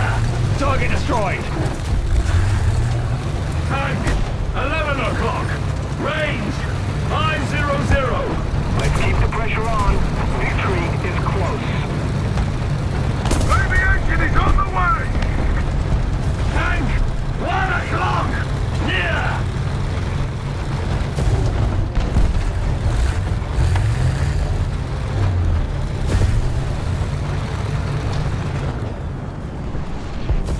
Attention to the map. Destroy the target!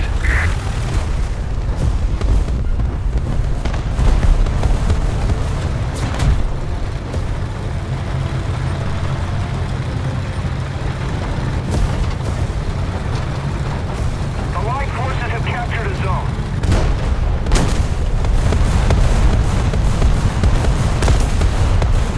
Target damaged!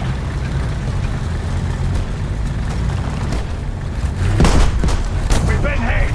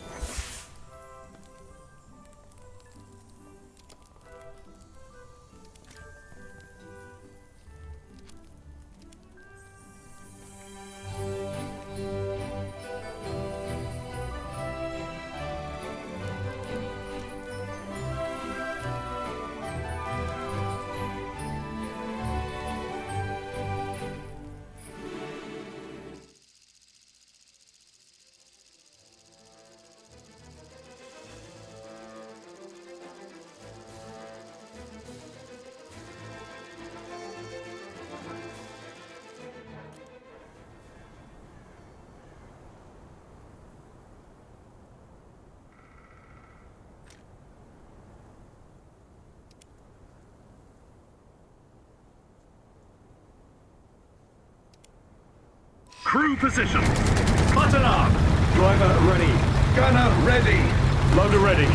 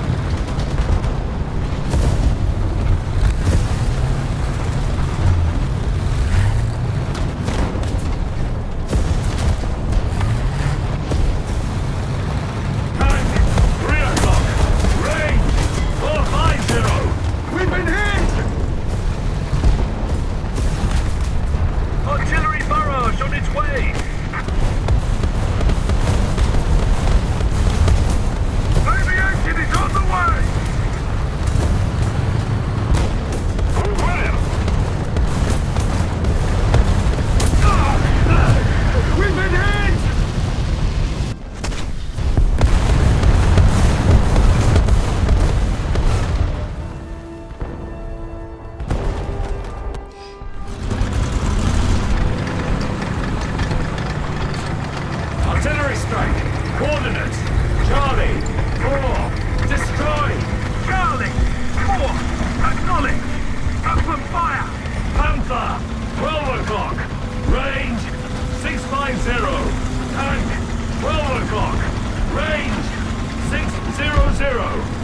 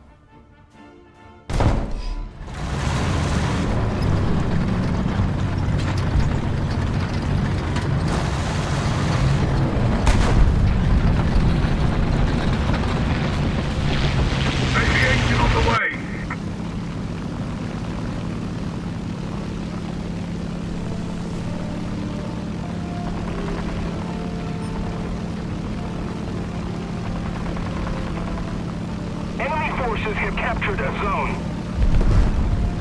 Enemy forces have captured a zone.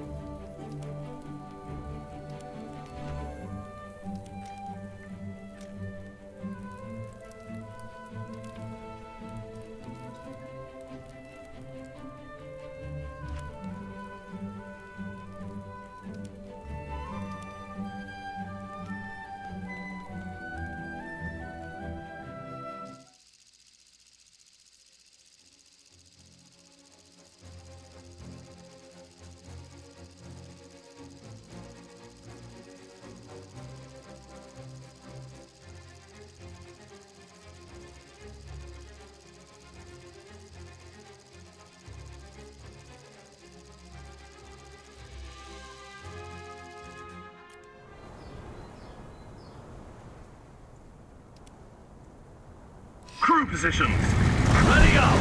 Driver ready. Gunner ready. Loader ready.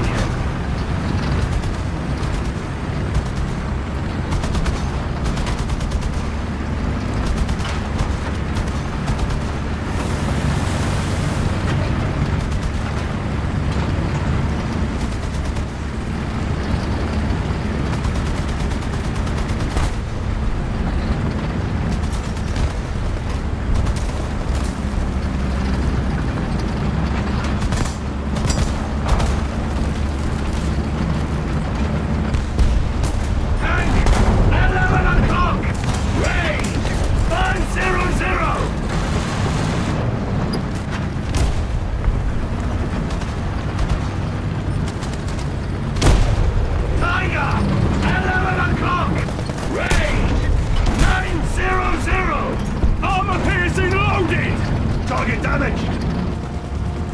Enemy forces have captured a zone.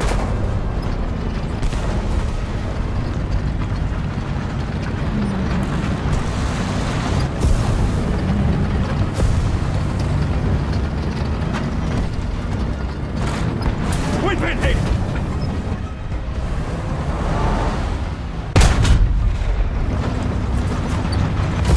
Loader unconscious. The enemy is controlling most of the zones.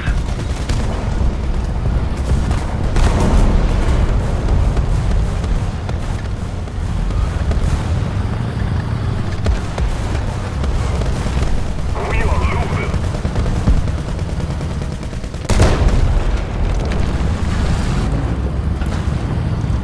Attention to the designated grid zone. Allied forces have captured that zone. Armor piercing! Loaded! Artillery strike in your sector. Tank! 2 o'clock! Near! Air.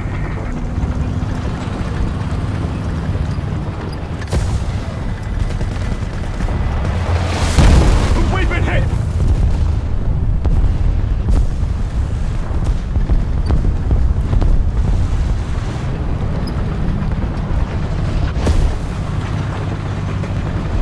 Tank! 11 o'clock! Range! 350! Attack that C point. We've been hit!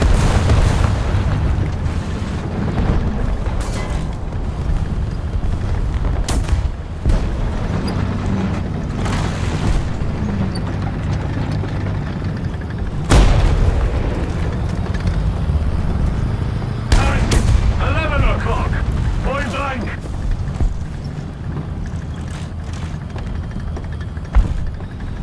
Air.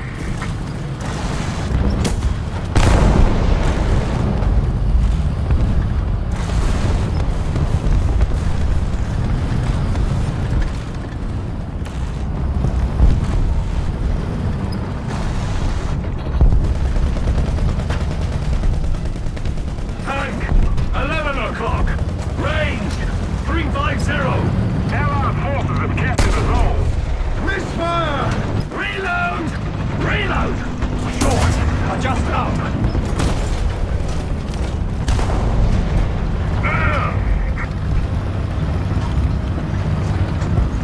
The enemy is winning. We must counterattack.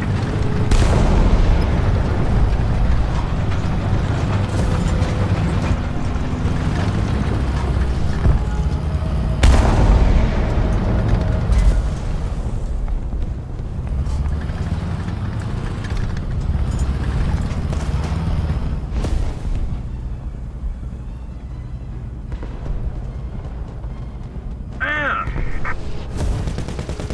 Aircraft! 11 o'clock!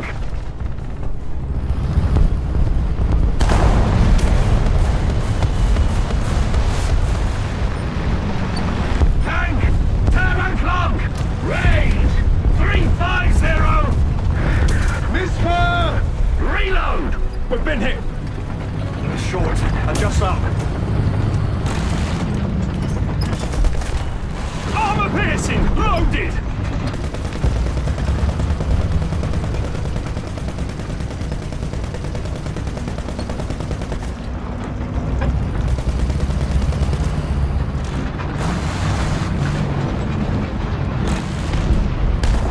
Aircraft!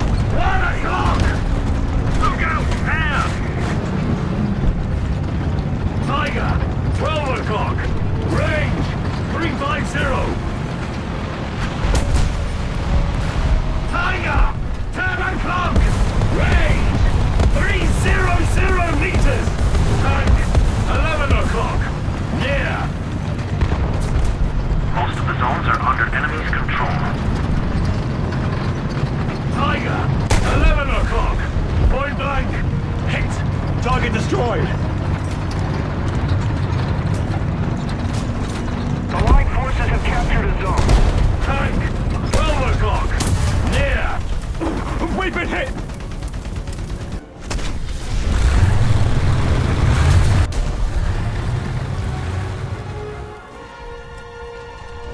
Attention to the map.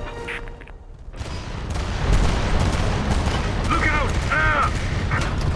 Artillery strike! Coordinates! Echo! 3! Destroy! Echo! 3! Acknowledge! Open fire! Artillery strike! Coordinates! Echo! 3! Destroy! Echo! 3! Acknowledge! Open fire!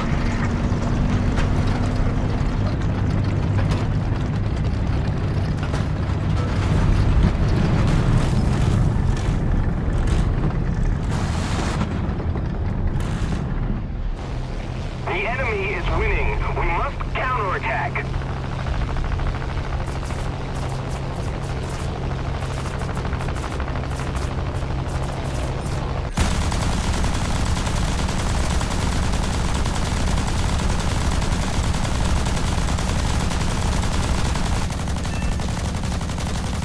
The enemy controls most of the strategic zones.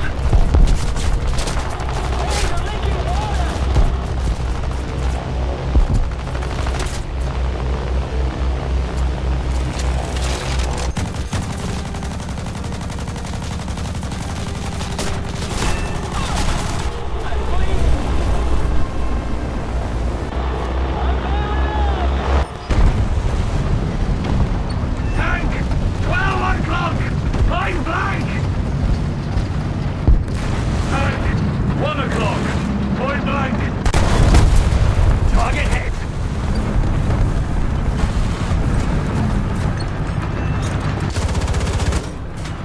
Armor piercing loaded!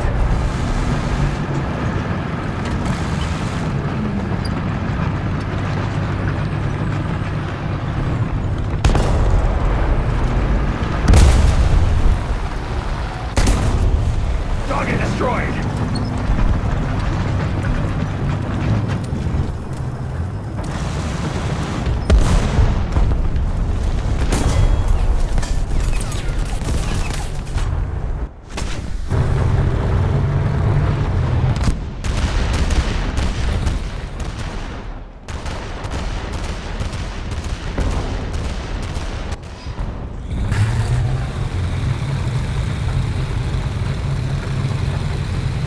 The enemy has most of the strategic zones.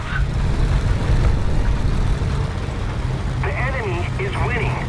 We've got to counterattack. Look out! Just short! Just up! Armor piercing loaded!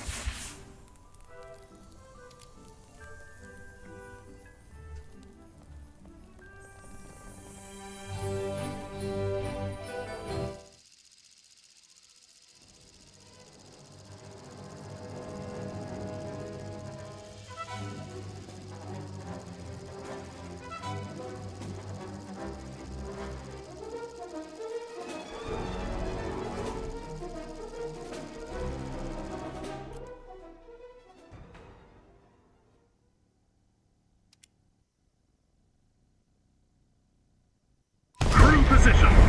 Button up. Driver ready. Gunner ready. Loader ready. Attack the C point.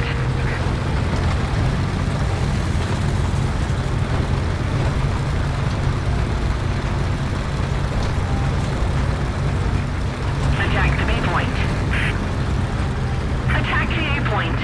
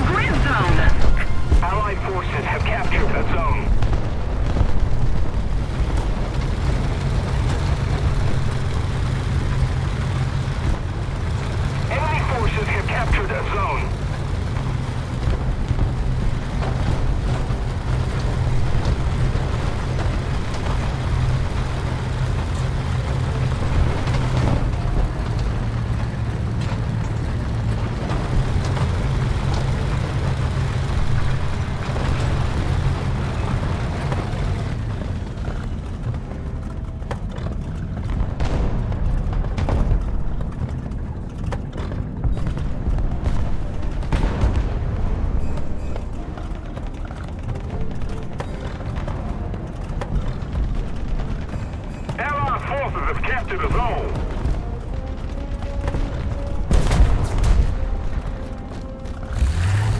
Tank! 12 o'clock! Point blank!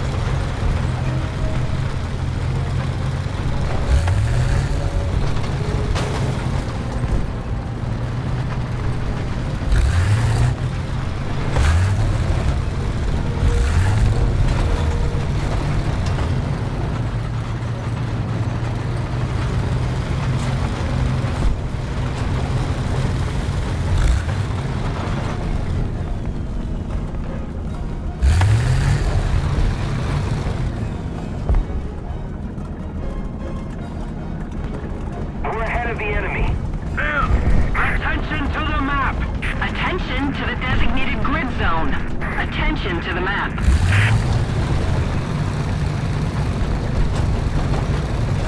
Attention to the map! Attention to the map.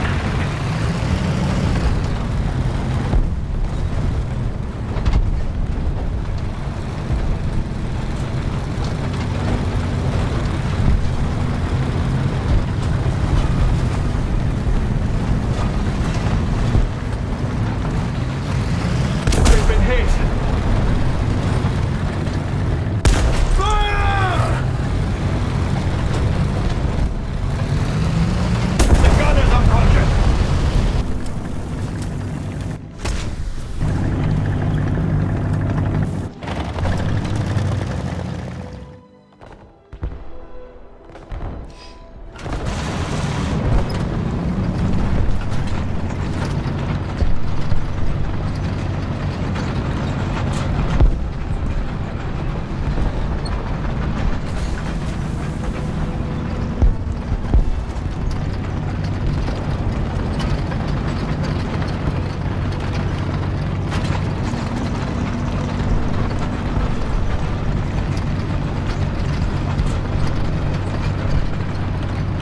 Most of the zones are taken by the enemy.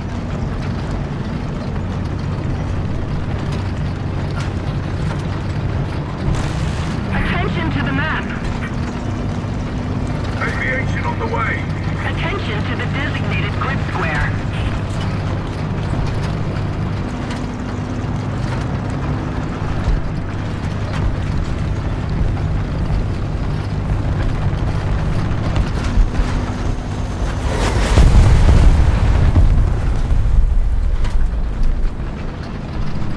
Attention to the designated grid zone.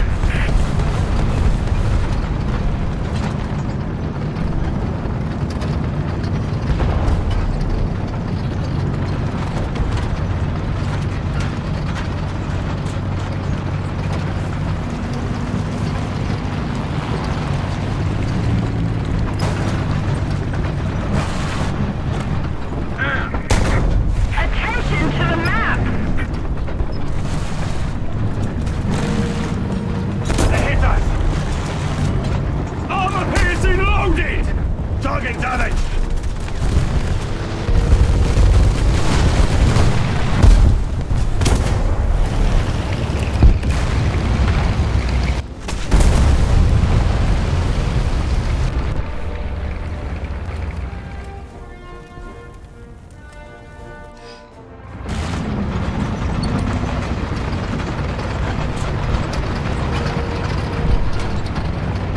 Artillery strike!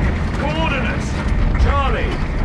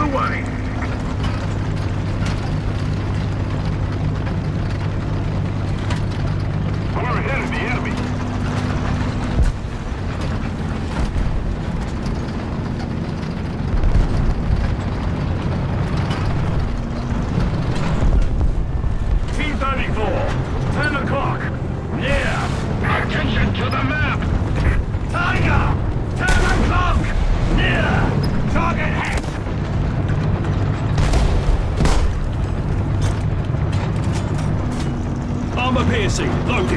Team 34, 11 o'clock. Point blank.